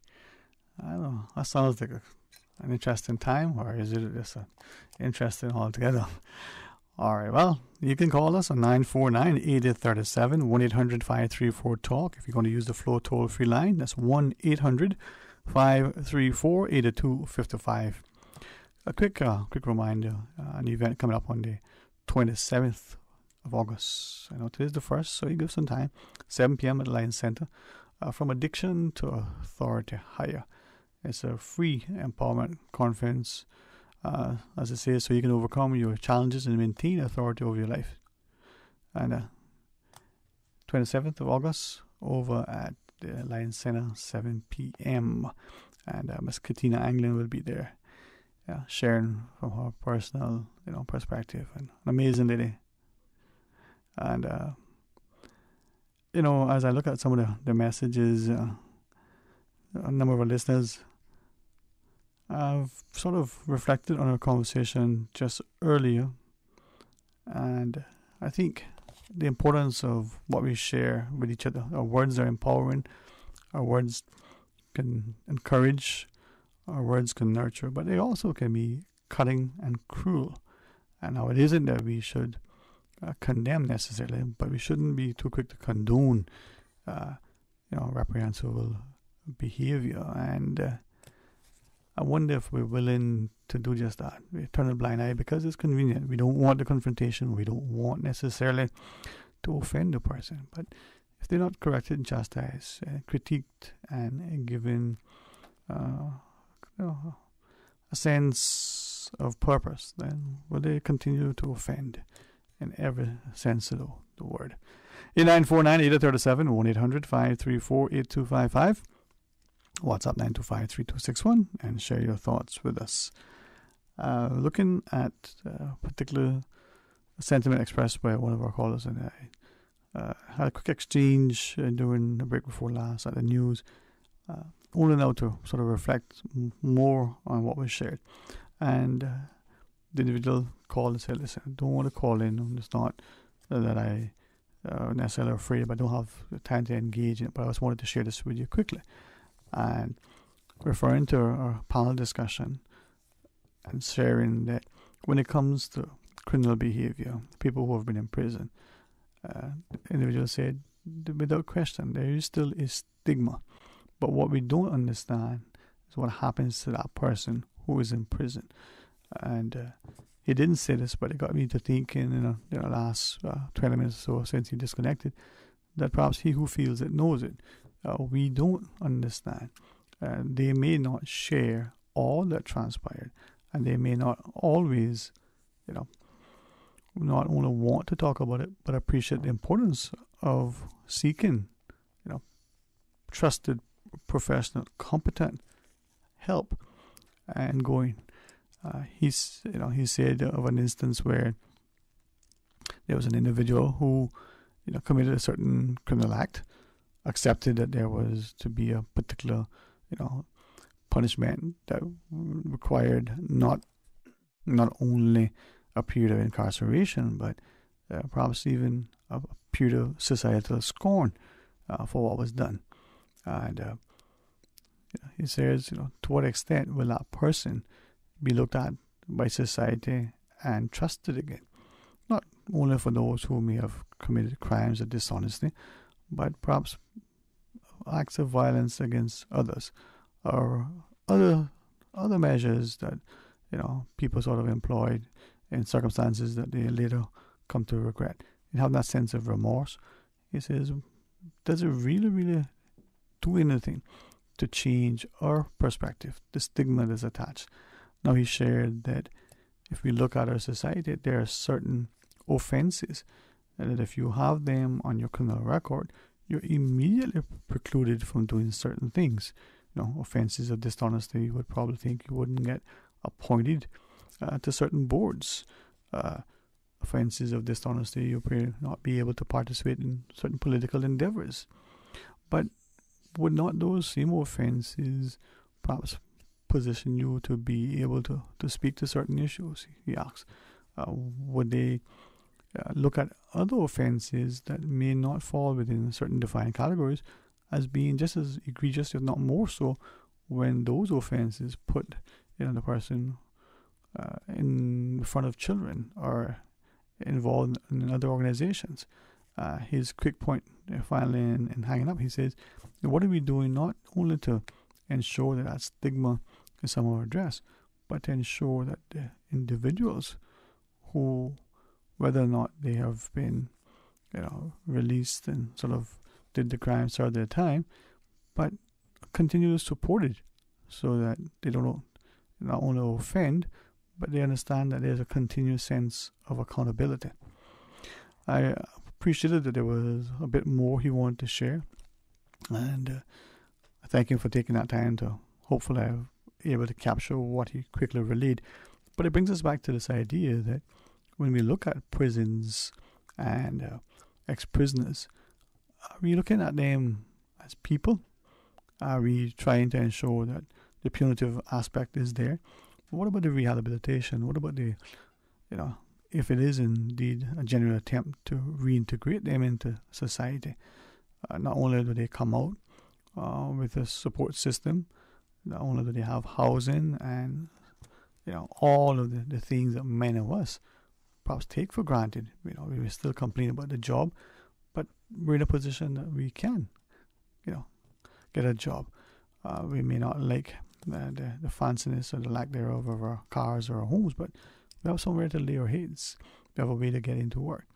But then what about the other behaviors in us that it would be the norm, they're accepted?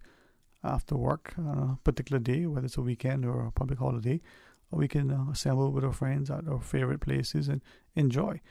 Whether that prisoner who's out, whether on a conditional release or is now just trying to figure out how to navigate society, does that prisoner have that same thing? We want to travel. Well, can that prisoner do that? We need to access certain government services, including medical. Can that ex-prisoner do the same? I don't think that anyone would suggest that people should not have to account for what they do. But can we help them to ensure that one, the recidivism rate isn't in fact increasing? Two, that as a person, they are made to understand that they are going to be held accountable, have to be responsible, but they're going to be supported. And if it's up to them to do their part, but it's going to be very difficult for them to go astray because, we're in this with them to help them to nurture, especially if that prisoner is a relatively young person. We know that there are many who express concerns with putting young prisoners with, older prisoners.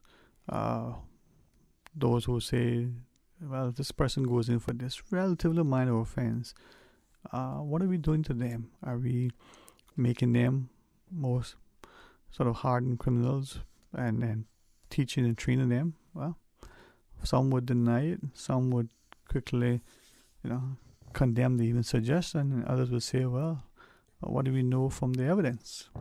Again, what do we know? 8949-8037, toll free with the compliments of Flow at 1-800-534-8255. We invite you to always be a part of our continuing discussion, and if you want to share a thought with us, well, you can WhatsApp 949-8037 or 1-800-534-8255, or you can, at time to time, just call Miss Susan and, she'll relay the message for you. All right. It's almost the end of today's program. It's been not just very informative, certainly as I look at this last WhatsApp message here. Is this what this person wants? Nope, that's not to be read publicly. Very quick. I thank the person for putting that in the front because sometimes we miss. But what I'll ask of you as we go through today, recognize quickly that there are many of us who are hurting in many ways because of, tragedies, because of loss, because of sadness, because of issues of health and unwellness. But there's something that we can do. And I think when we do so with humility and love, we'll find that it's even, greater rewards that come not just to the people, but to ourselves. And when our intent is to genuinely help others, well, that's even better because we actually might make a meaningful contribution. The issue of, mental wellness, let's look at it from the perspective that if we all appreciate, just like we all want to be physically healthy, have a financial sense of independence and the like, well, mentally, let's ensure that we do our part to ensure that we are as healthy all across the board. All right, come back for more talk today right after the midday news and midday meditation. Stay tuned now for some wonderful, easy listening music up until 3. If you got a request, call Miss Susan. She's right there and she'll play a song for you. Until tomorrow, be blessed. Talk Today is brought to you by Subway, open 24 hours in Countryside, Anderson Square in Georgetown, and Centennial Towers in West Bay. And by the Ministry of District Administration, Tourism and Transport. Explore your history, explore your land, explore your sister islands. MedLab in Smith Road Plaza, your complete medical laboratory solution. Call 949-7331. And Savannah Pharmacy in Countryside Shopping Village, convenient opening hours including Sundays and holidays.